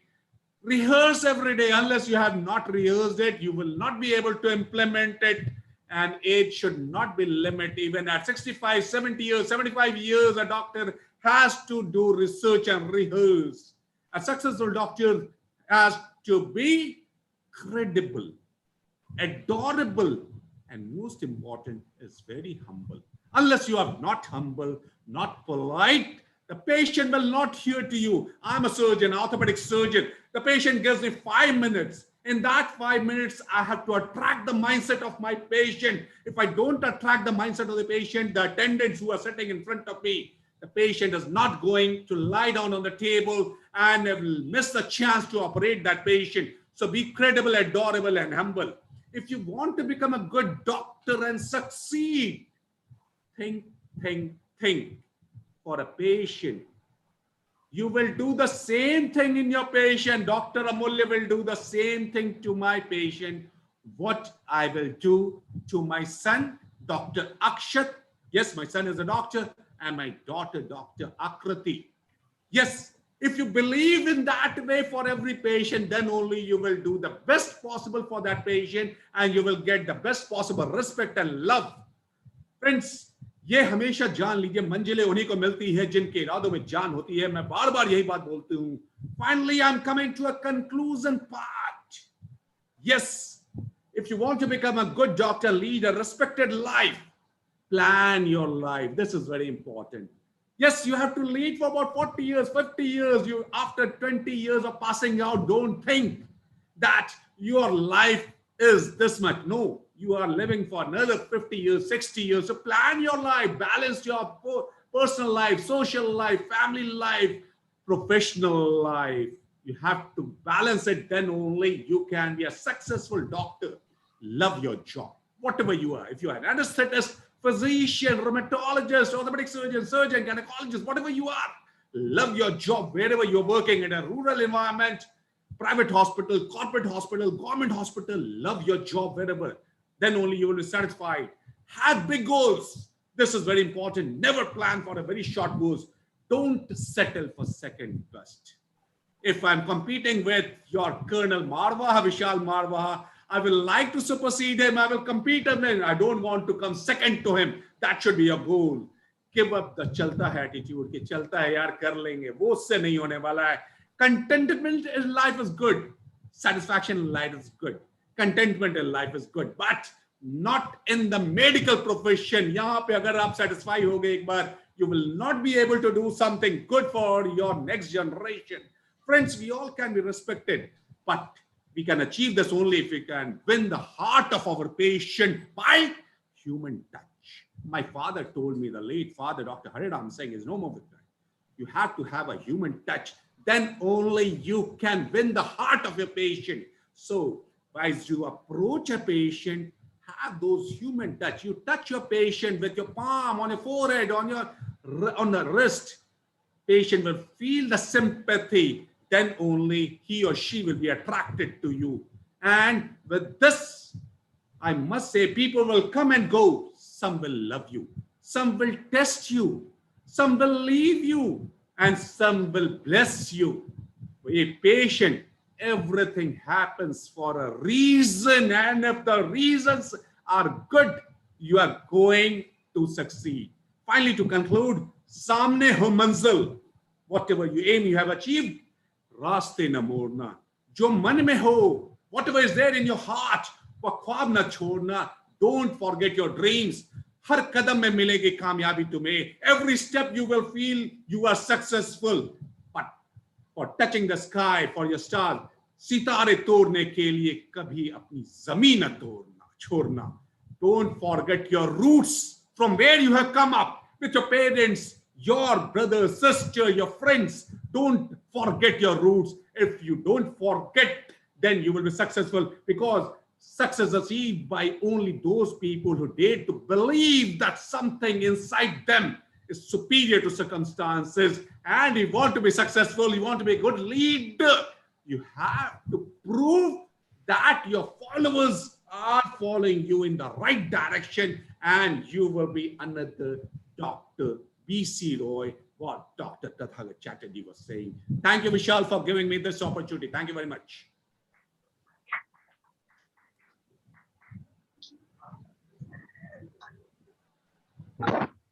That was an outstanding speech by Dr. Amulya Kumar Singh. I think straight from his heart, and we all know he's a very modest person, very humble, and last year he had invited me to Patna to speak on rheumatoid arthritis. One of the the health minister of Bihar. I remember I interacted with him for a short time, and he was praising Dr. Amulya Kumar Singh for the various service to the society, and especially Bihar floods. And one of the commanding officer of the national disaster units, NDRF units, Mr. Vijay Sinha, I shared, and right, he also was really praising, and he said that it was a difficult task, but he said, if you have people like Dr. A.K. Singh, then you can, the public also supporting you, doctors, everybody supporting. It was, I think, they had felicitated him also in that function. So I was trying to get him for this function too, but somehow there were some issues, he could not come in. So, basically, what I could really appreciate, basically, I think for all the young people who are watching this, our students, one thing you must appreciate, that it's easier to work in a system. The strongest people, one of my teachers was telling me, the strongest people are those who set up their own practice, because they have to stand on their own. If you're in an organization, there is organizational support to you. But when you work alone, you're on your own. So Dr. A.K. Singh has set up everything. I saw his facility, very good orthopedic facility he has created. And, basically, that is, is where his strength comes from. He's, worked very hard to establish everything, and what he said is so right. The other day I remember one of my student was, he was sitting with me. I think Ashwin only. I think Ashwin Pillai was sitting the other day, maybe about a month back or something. I just asked him. I said, Ashwin, tell me, who's the guy who will do the best in life? So Ashwin, told me that, sir, the one who has got more discipline. I said, yes, good. And he says, sir, somebody who works very hard. I said, good. And then I told him, actually, the guy who will do very well in life is the one who will fall down many times and still get up and move on. So, resilience, ability to, absorb failure, that is very important. It's not necessary. Everything will go your way. Yesterday also in the panel discussion, Professor Radhamani Madam told us how many important, she's our head of obstetrics and gynecology. She was mentioning about the challenges which come and how, so, you have to face them. So, and that they will make you stronger. I think earlier on also, Brigadier Tathagat said that, how do you make the right decisions? By making wrong decisions. You make some mistakes, then you learn from them and then you move ahead. So I think you have to take things in your stride and move on. And that's how and the little element of Shairana which was brought out by Amulya, Dr. Amulya Kumar Singh, reminds me of one other hero of, the Ram Prasad Bismil, who said, Sarfaroshi ki tamanna ab hamare dil mein hai, dekhna hai zor kitna bazu e qatil mein hai. And, he was the one in the 1925 Kakori, incident where I don't know if many of you would remember, Kakuri, was where the 3,30,000 rupees was the, from the British, from one of the trains, there was a Kakuri. And in that one person accidentally died actually. It was not intended, but that became a case of manslaughter. And I think in that, he and Ashfaqullah Khan, two people got the death sentence. So it was, very unfortunate. But then that's what was the, and you can see that was where, Junoon for, So what Dr. Amulya Kumar Singh was telling, that dreams are very important. No, you have to dream, and that's how, I was seeing one serial, The Last Dance. It's about Michael Jordan, the basketball phenomenon of USA. And, one scene I remember where his mother says that he, didn't get selected for the college team. And, he cries a lot. And, she tells him, this summer, work hard and reach where you have to reach. And she says that he kept on. I used to always find the ball in his hand. He was practicing probably 12 hours or 13 hours a day. And then, that's how he moved on. So, I think it's very important. Don't worry. Sometimes, you may fail in a subject. It doesn't matter. Don't have to get distressed about it. These are things which you will. I know friends, I know people who failed in a subject, they did have done PG in that because they worked very hard later on and were stronger. See? So don't get disheartened by any failure or anything. These are all will, this too shall pass, nothing is permanent. Even this COVID will pass some stage or the other. It's just a matter of time. So from here on, we move to the last but not the least speaker for the day, Group Captain Dr. Mudit Sharma, a graduate of AFMC Pune, postgraduate of Mumbai University in Preventive and Social Medicine. He has been in active combat service since December 88, about 32 years now. Presently a part of the Directorate of Administration Inspection under the Director General Inspections and Safety at the Air Headquarters of the Indian Air Force. He has worked in various capacities as a medical officer when he was commanding officer of the Indian Air Force Training Institute of Chemical, Biological, Radiological and Nuclear Protection, a premier institute of the Indian Air Force.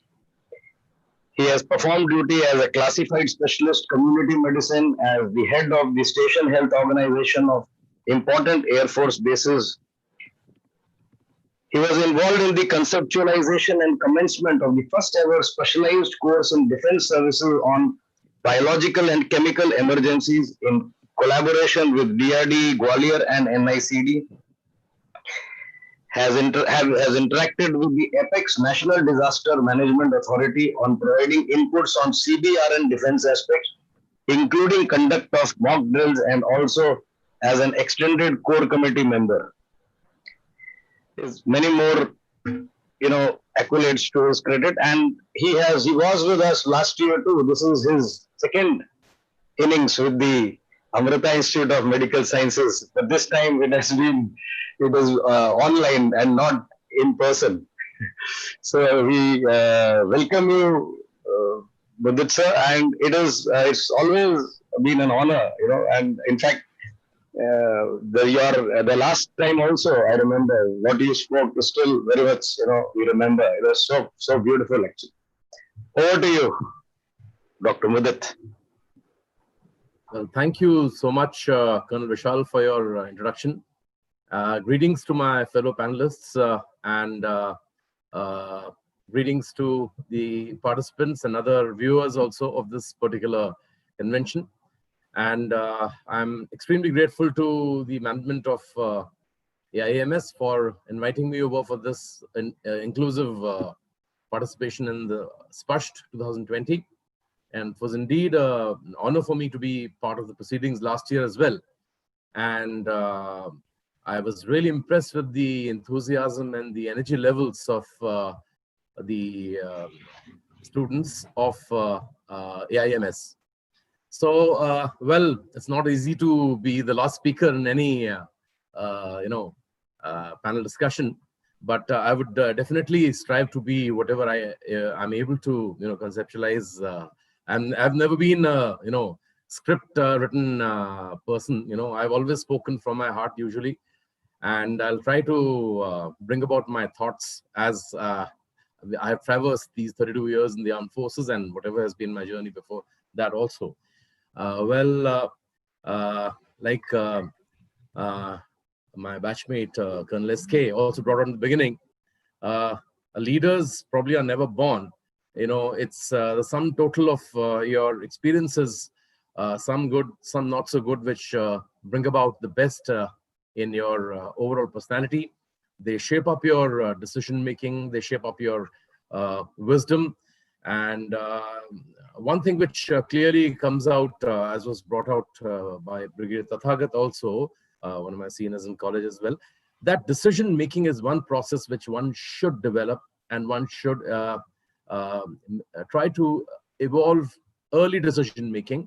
And one must be clear in this idea that a few decisions out of these would not be correct. But non-decision making is certainly something which can make a terrible situation. So I would request all our young budding students who are part of this beautiful institution, which I was part of last year, to develop into mature leaders by evolving these important aspects of leadership, which amongst other qualities which are laid down in so many textbooks, include being a good listener, being a flexible person, being an inclusive person. You must allow inclusive participation of your fellow workers, your subordinates, and you must absorb learning at all levels. The present appointment of mine, which is an apex inspection body in the Air Force, where we visit stations all across. We have experts from all fields, and it's a kind of an NABH for different Air Force stations, if I could, put an analogy to it. And we go around. The motto of this institution is very, very unique. It's called Inspect to Learn and Learn to Inspect. So it brings us to this point that we never stop learning. And as doctors, the day you stop learning, it's the end of the story for you all. We have to keep learning, keep evolving, and reach our possible, acme, or zenith, as you may like to call it. So this is one thing which you all must develop, a kind of ability to be able to learn at all levels. Even a cobbler who, fixes up your shoe can teach you a thing or two about how you can stand on your feet, or rather on your footwear. Otherwise, you will be waylaid en route. At the same time, it's important to have empathy and commitment. Commitment is something which is extremely important in the armed forces scenario. Unless you have this commitment, you can lead nowhere. And the same thing applies to all the organizations. It is because of this particular commitment that people are looked up to in the armed forces. When a job is given, the commitment is there. It's like the Salman Khan dialogue that एक बार मैंने किसी को commitment कर दिया तो उसको मैं भी change नहीं कर सकता हूँ. So this is the kind of commitment you must develop. At the same time, integrity. This is another thing which I've picked up over the years. I belong to a family like Vishal, full of people from the armed forces. My father, three of my uncles, and a few of them have laid down their lives also over the last few decades. So integrity and sincerity and patriotism are extremely important in any society to achieve perfection. Unless you have these qualities, these virtues ingrained in your DNA, it's never going to be easy to withstand various adversities in life. And I would also implore upon you to keep your eyes and ears open for various other things. I remember when I joined the Armed Forces Medical College, I was ordinary ranking number 5. So it's very natural for the ego to go into your head. But it was brought down by my seniors in a couple of days, and they said everyone will become a doctor when you pass out, but make something out of yourself. Imbibe the so many qualities that you will see. Do a bit of character building, do a bit of extracurricular activities. Only then will you make a complete person that you will be in future. And these lines have stuck to me. I was an active participant of all our societies wherever I could make a mark. And I was also reminded of that important statement made by Dr. Rusi Modi, when he used to be chairman of Tata Sons. He had brought up the Jamshedpur campus, and I've been fortunate to visit it. The kind of respect he inspires amongst the industry leaders as well as the average citizen is phenomenal. And his sentence called "We also make steel" is a reminder of that fact. I'm sure all the industry leaders must take a leaf out of his life story of how philanthropy and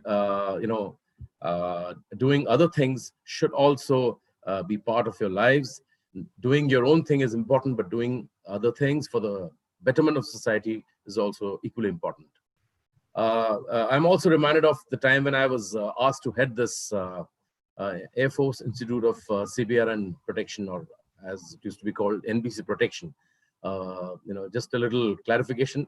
In the flyer, I was told CBRN Warfare Expert. I'm with folded hands. I'm from the land of the Mahatma. I'm in no way connected with the warfare part. As a matter of national philosophy, it's part of our, clear-cut policy that we have a policy of defense and not of offensive, attack from the NBC point of view. But this brings to me the unique experience of heading this institution, which at one time was considered almost unglamorous. People used to say NBC, oh, nothing but confusion. But my effort was to read a little more about it and make a little more sense to all our, participants who would come for our courses. And with great pride, I must say that the National Defense Disaster, I beg your pardon, National Defense Management Authority, when it made the National Disaster Response Force, one of the first centers when they visited from the point of experiential learning, it was the institute located in the outskirts of New Delhi. And I happened to be in command at that time. The three experts who were authorities in their respective fields were very impressed with the quality of experiential learning. When I use the word experiential learning, it's extremely important to keep the theoretical part aside and the practical part aside, and then make a good blend of these two things to achieve the best possible form of learning into a form of knowledge that you can utilize in the future. How it has helped me I was called in as an expert to form the policies in terms of biodisasters for the armed forces. I was one of the members of the Tri-Service Committee, where I we went about tons and tons of literature as to what should be the right thing, what should not be the right thing, with the resource constraints that the armed forces are always faced, thanks to some of the economic policies. At times we have to put our throttles back, to use a very typical Air Force terminology. And we were able to make a draft policy which finally could be executed. And I'm sure in the swine flu epidemic time and now in pandemic time, some of those concepts have been absorbed in the specific decision making. And also in the National Disaster Management Authority's policy making, also these inputs were very important. We did a lot of brainstorming. The thinking was not very clear about what is to be done, but the fact that we had to be prepared, and the fact it also coincided with the epochal liberalization which was happening in the country, helped us to kind of prepare ourselves. And this preparedness has proved its mettle in these times of adversity, when this world is going through the pandemic. Well, having said that, I also would like to bring about this important term called effective leadership. Effective leadership is important, that is something that we all must evolve. Leadership is one thing, but effective leadership is something where we have to kind of include various aspects of the management principles, which at times are taught in the schools, at times are absorbed from our peers, our teachers, our elders, and we have to bring about a change in the outcome. For a hospital, it would be in terms of good quality patient safety, good quality clinical outcomes, good quality reporting, for example, in the diagnostic sector. So all these would be very important aspects. It also brings me to the very important point of the present day dilemma, I would say, of the violence against doctors. I would bring only one single point, the importance of effective communication. Unless you're able to communicate to the patients and his relatives, in some cases more towards the relatives, about the outcome or the likely outcome of the disease, they are not prepared for an unlikely outcome. And that's where the anger and frustration gets vented out in the form of violence against the healthcare facility or the doctors or the paramedical personnel. So it's very important to be effective in your communication about the disease, for which you have to have extreme professional knowledge. You have to know the correct natural history of the disease, how its various outcomes are going to be. So it's a sum total of your overall knowledge over the years that you've gathered from the medical school, from your experience, from your clinical experience, as the case may be, and down to the patient and its relatives. And you have to temper this particular communication as per the level of the person. To a person coming from the higher strata of society, you have to be different. And a person, if he's a laborer, to a person who's an arrogant politician, you have to temper it accordingly. You have to tweak it accordingly, so as to ensure that the communication goes right into his thinking process, which will then ensure that this kind of an outcome doesn't take place.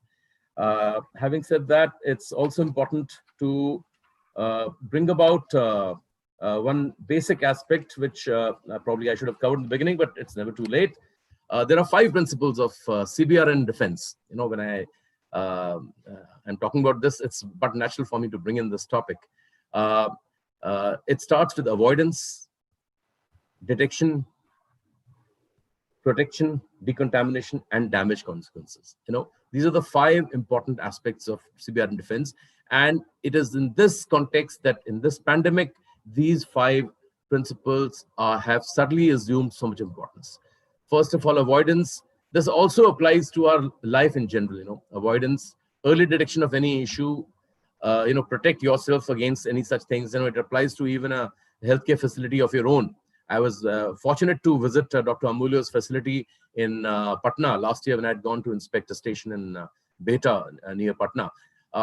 The way he has evolved his facility, you know, with various aspects, it is indeed amazing. And, you know, in this regard, I must also bring out that if you're making your own facility, it must have the right kind of protection. The security of any, you know, industry, any commerce, any venture should be having the right kind of security. And the other thing is, of course, you know, individual protection. The fact that you're seeing PPE, the masks, these are things which, you know, we are exposed to. When we use the word PPE in these policy making days, people used to laugh at us, but now how these N95 masks and PPE have become part of our lives, especially for the healthcare workers, you know, whether it's doctors, nurses, the Safai Karmcharis, and the like, you know, the ambulance drivers for that matter, and the damage consequences. We have to plan for the consequences which are going to be there. So consequence management is an important part of your planning. Dr. Amulya said very well, you must plan very well. And especially if it's your own venture, the planning has to be down to the very, very basic. And even before accepting any new assignment, you must have a clear plan with a vision, which was expounded upon by a number of our speakers in the past. And with this, the CBRN part has, you know, how it, you know, kind of impacts our lives has been seen by me in these last few months that we've seen.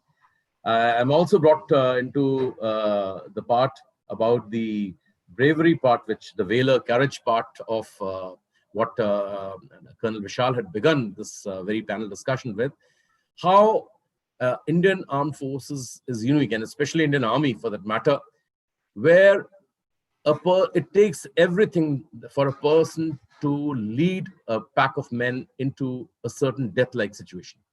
There's no corporate entity which can evolve this kind of motivation with all their, you know, seminars where they spend crores, you know, for motivation and effective leadership, etc. But it's not easy to take a man into a death-like situation. So these are the values of armed forces which we must imbibe in our lives. Please go into the history of the various regiments of the army, the way it has evolved over the years, the valor and courage shown, the patriotism and the you know, sincere commitment, patriotism, nationalism, integrity, which have been displayed in reality. They're not just terms as part of an appraisal workshop. They were actual qualities which were displayed by our Veer Yodhas of the Indian Armed Forces, which has ensured that this is one of the most respected community in the national perspective. So with these words, I implore all our healthcare workers to become effective leaders in the years to come, so that we can bring back the kind of you know, professional respect which was enjoyed by this profession all these decades, and be part of the mainstream and not be isolated in the years to come. Thank you very much once again, AIMS, for having invited me, and once again wish you all a very, very bright future. Thank you, and Jai Hind. Thank you, Group Captain Mudit Sharma. It was a wonderful talk. In fact, just before I, move ahead, I thought I'll just share some compliments which my students just gave me, which have been received. There's one for Dr. Colonel S.K. Singh. He says, "Sir, you are a true patriot. Jai Hind." Brigadier Tathagat Chatterjee, sir, rightly said, Brigadier Chatterjee, professional competence is very important. There's one for me from my batchmate, Satyinder Singh Maan, Colonel Maan, who's a very eminent ophthalmologist now in Gurgaon. He's retired from service. Wonderful presentations, heartiest congratulations to you and the team. Thank you, Maan. Then there's one for Professor Shamika Ravi, very informative and wise perspective, ma'am. Such a thought-provoking senior. Then for Dr. A.K. Singh, there's one, such a passionate talk. And sir, how do you stay this positive even though your job is so difficult? And sir, I loved your energy and enthusiasm. So Amulya, you will have to answer that. I think they expect an answer from you also. And there's one for Group Captain Mudit Sharma, sir. Such a motivating and composed person you are. Really look up to you, sir. So just I thought I'll share this before I move ahead. So I think we need Dr. Amulya Kumar Singh has to answer one question. How do you stay this positive even though your job is so difficult? So Amulya, would you like to comment? Yeah. Thank you. Again, I would like to put a couplet. खुदा से एक बंदे ने एक दुआ मांगी, दुआ में उसने अमूल्य की हार मांगी. खुदा हंसा, खुदा हंस के बोला, मांग तो तेरी दुआ तो मैं पूरी कर देता, पर उन लाखों दुआओं का क्या करूं जिसने अमूल्य के लिए जीत मांगी. Friends, the same thing is happening. There are some few people who have got negative thoughts for you if you are doing something good for your society. But there are lakhs of people who are there supporting you, who want you a very bright future. That's why what Dr. Mudit said, that whatever is happening in the background, you are seeing my hospital. It is a 70-bedded hospital with about 100 staff. Friends, we always know that hooliganism is increasing in the society, but we have to be very sympathetic in our attitude. We have to counsel well and forget all negative thoughts. Again, the same feeling, balance your life, professional, family, social, and personal life, unless you take out time for each and everything, because everybody has got same 24 hours in a day. And if you don't plan out well, there will be lots of negativity and you won't be able to satisfy. So with these words only, I wish all the very bright future for all the young students, all my fellow colleagues also. Thank you. Thank you, Amulya, sir. And now actually, I think we'll leave it, we will request all the panelists to again enter in and I think give their closing remarks. We'll start with Brigadier Tathagat Chatterjee.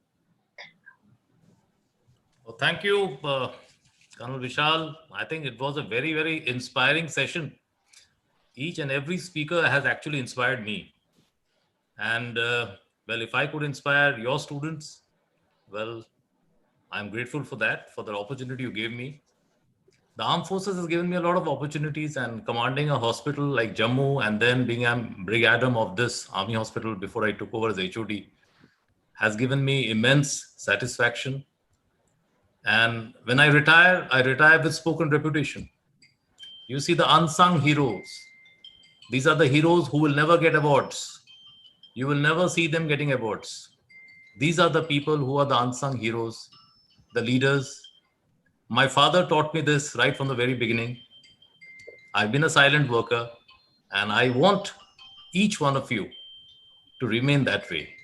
And I'll end by saying, what is a leader without a team? What does the team expect from you? As a leader, what do you expect from the team?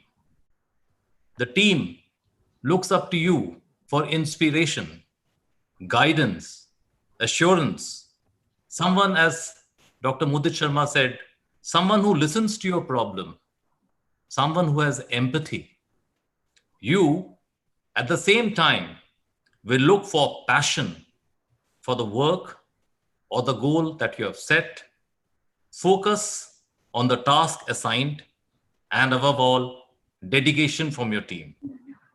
But remember one thing, a leader is someone who does not hog the limelight. Instead, he pushes the team members to become leaders. Now that's interesting. The leadership mantle is then finally carried out, and the organization does not collapse if that leader is not there for any reason, like we call the buddy care in the armed forces. Everyone in the team is a leader. Everyone has got the leadership with him, and the leader makes each member a leader. Thank you very much, Colonel Vishal. for giving me the opportunity. And thanks to all the speakers for inspiring me. Thank you, sir. You've been our senior, and we can only say it's probably we have been looking at, people like you and moving ahead and probably people to reach here.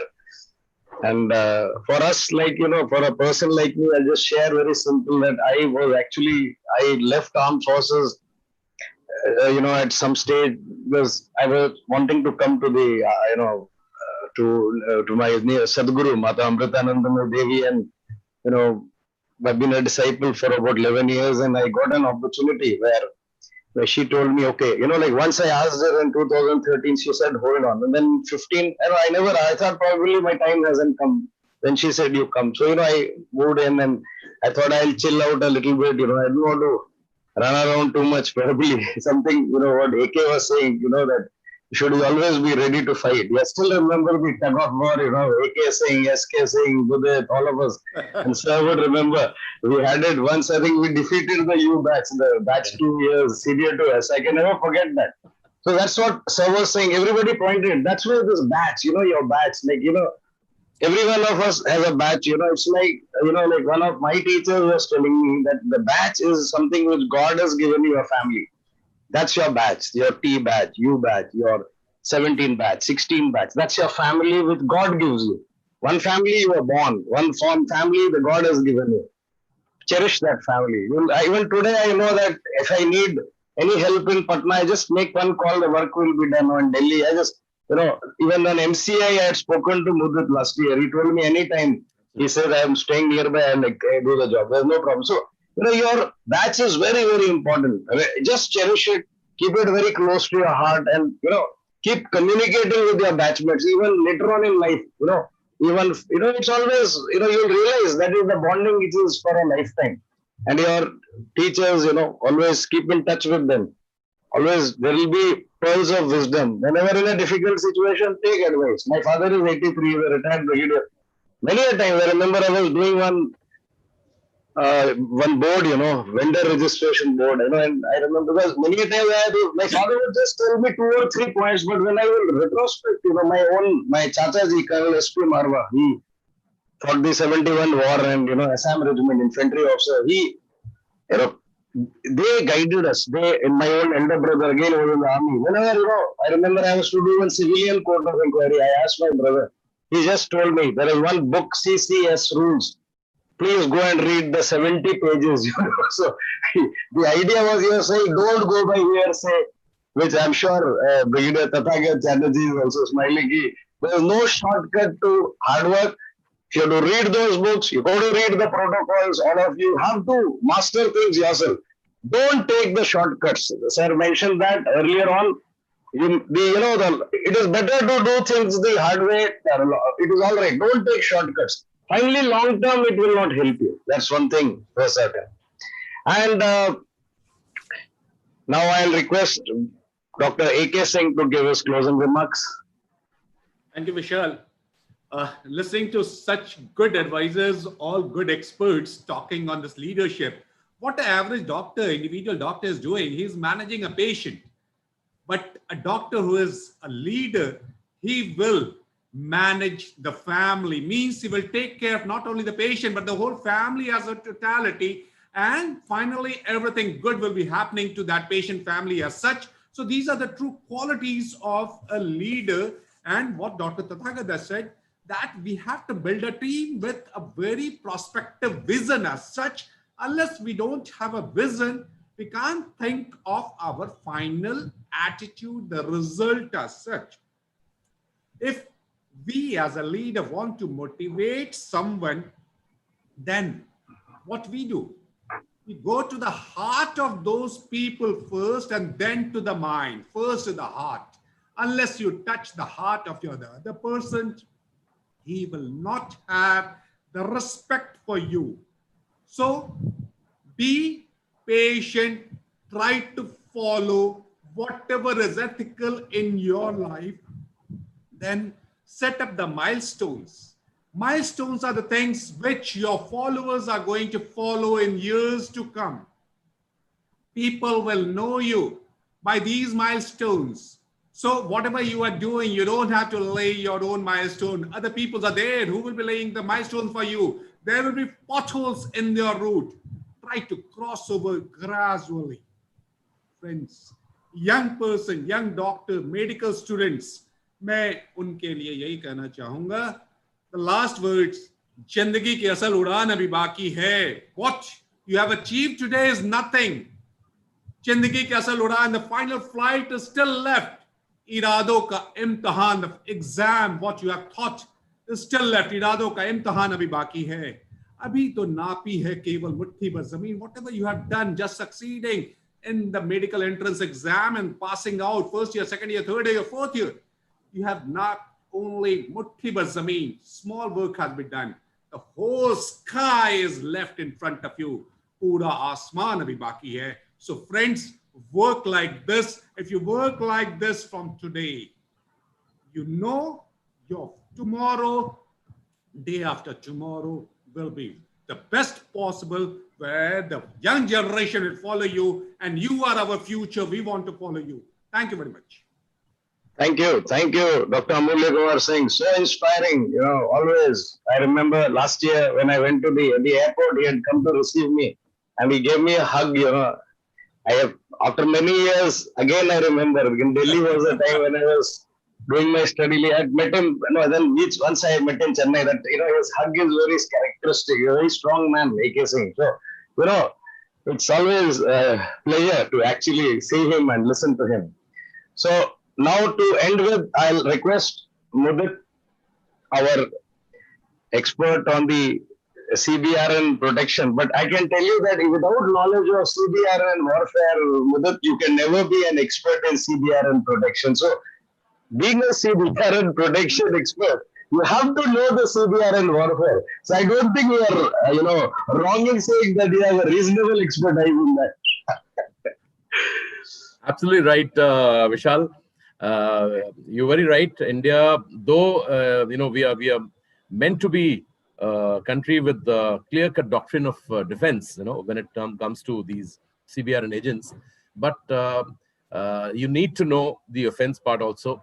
And there are unconfirmed reports that even in Kargil war, perhaps in a situation when we were finding it very tough, since it was a kind of a unclear war in those days, the Indian Army may have used chemical warfare, in very small amount to just maintain our, offensive approach also, just to, clearly, demonstrate its capability. Although in the larger terms, we've never used. And the fact that we have, we've made Buddha smile twice in both our nuclear explosions is a clear and explicit, demonstration of our capabilities that, if push comes to shove, we can definitely go, the offensive way. As was also demonstrated during the surgical strike when Tathagat sir was, at the helm of affairs at the military hospital at Jammu. It's important to, correctly posture yourself. And as a, nationalist, I feel that the national level posturing is extremely important. And this actually translates even to your posturing in the healthcare facility that you're in. Of course, I'm not saying that everyone should be aggressive in the hospital. Notwithstanding that, we must have, like Tathagat sir said, that you must have an optimistic approach, which is an important ingredient in our life's struggle. It's a struggle. Life is all but a struggle, and it goes on throughout a life.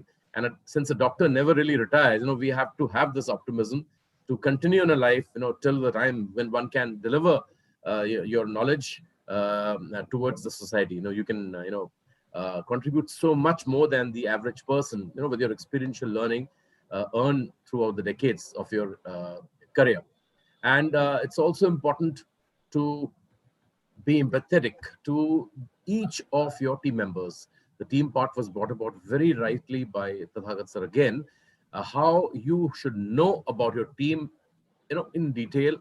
It should be like a family, and like you, can tweak a ear of your son, in times when he has done a bit of indiscipline. you should do that to your team members also. At the same time, compliment him when he's done something better, and take them together. Have an exemplary, attitude. You like Colonel S.K. Singh, Sanjay had mentioned very clearly that if you can mop the floor of your OT, there's nothing wrong. You should have the right dignity of labor in doing whatever you can. So medicine gives you that great opportunity to lead the way with an exemplary behavior. I remember going to a very important laboratory which deals with the biological and chemical agents. One of the professors was known for his exemplary behavior. He would come an hour before the Safai Karmacharis, sweep and mop his own lab himself, so that he would get that 1 hour extra and then would go. The kind of respect he had, is enormous. Everyone literally worshipped him. And like Brigadier Chatterjee once again mentioned, that the spoken reputation is born out of clearly these kind of demeanor, this kind of demeanor which one can show to the world. And ultimately, it's for what? You're doing it for the cause of humanity, because when you have taken the Hippocratic oath, you have left away so many other so-called attractive careers behind and taken medicine. So take this as a great opportunity to serve mankind or personkind in the present day world, and do your bit to the humanity. This is a great way you can redeem the reputation of the erstwhile doctors who brought this profession of the barber surgeons to this level of respectability and nobility, if I could use the word. At the same time, being humble enough, and this humility will take you places, I can assure you. There's no profession which is less important. Have mutual respect for all other professions. These are my words for you guys who are imbibing these virtues from so many such huge luminaries. I'm just a humble soldier doctor who's just going my way. I'm glad that Dr. Vishal considered me worthy enough to be part of this august, interactive audience today. And I'm sure that all of you will do great in your lives. Wishing you all a fantastic future ahead. Thank you, and Jai Hind. Thank you, Dr. Mudit. Now, as we come towards the end, I would just thank all the speakers for the day: Colonel S.K. Singh, Brigadier Tathagat Chatterjee, Professor Shamika Ravi, Dr. Amulya Kumar Singh, and Group Captain Dr. Mudit Sharma for sparing their valuable time and coming on this panel. I just request you to be on for 2 minutes, and I would like to introduce the whole team who has been participating today. I thank all the delegates who are attending this, and I really thank you for all the questions you forwarded, for your appreciation messages. It was very kind of you to do that. And which flow? It will come this way. Okay, I'll move in this way. This is Andrella Henry. Andrella, you saw her in the beginning. She's the master of ceremony. Then Srikumar, he is the organizing secretary of this FAST. Then co-organizing secretary Ashwin Pillai. He's the one who asked me some questions I was mentioning. And these are the two guys, who are very much keen that I mention about all the Kendra Singh, because they said, sir, this is what we were actually started with, and they really searched. I also tried, but we could not link with. Anyway, but sometime I'm sure we'll link with Gauri. Again, from the same batch, we've been doing a great job here. Come, Joseph, Don Joseph. Then Yatish Reddy is from the 2018 batch, on batch junior to this batch. Ajit. And then we have Rajiv also, who will be joining us from the Ajit and Rajiv are from our AV team. So, yeah, thanks. So, we thank all of you. Again, on behalf of everyone here, I thank all the panelists for sparing their time and thinking with us, and for sharing their experience with the speakers. How many was the number like? Around 700 people. So it's on live. So on live is around 700 plus. So I think when you've taken everything, it may even actually be more and more. So, and yesterday night only I was getting many queries for sending the presentations. So apparently, a lot of people want to see them. So I'm quite sure a large number of students will benefit from your expertise, experience, and definitely it will have some sort of definitely some role in their future career progression. Thank you very much. On behalf of the panel discussion team, may I also thank Dr. Vishal and the complete team Spasht for having organized this beautiful venture. And I would like to also thank the silent workers who are not seen anywhere here, who have done a fantastic job, to quote Brigadier Chatterjee, sir. Thank you so much. Yes, sir. Like Arindam and so many of them are actually not in here. You're Behind right. the scenes, Many behind the scenes people, they also have done their bit. Thank you. Thank you. Thank you. Thank you. Thank you, and Thank you Jai for Hind. the opportunity. Thank you, sir. Thank you very much. God bless everybody. Thank you. Thank you. Thank you, sir. Thank you, Amulya.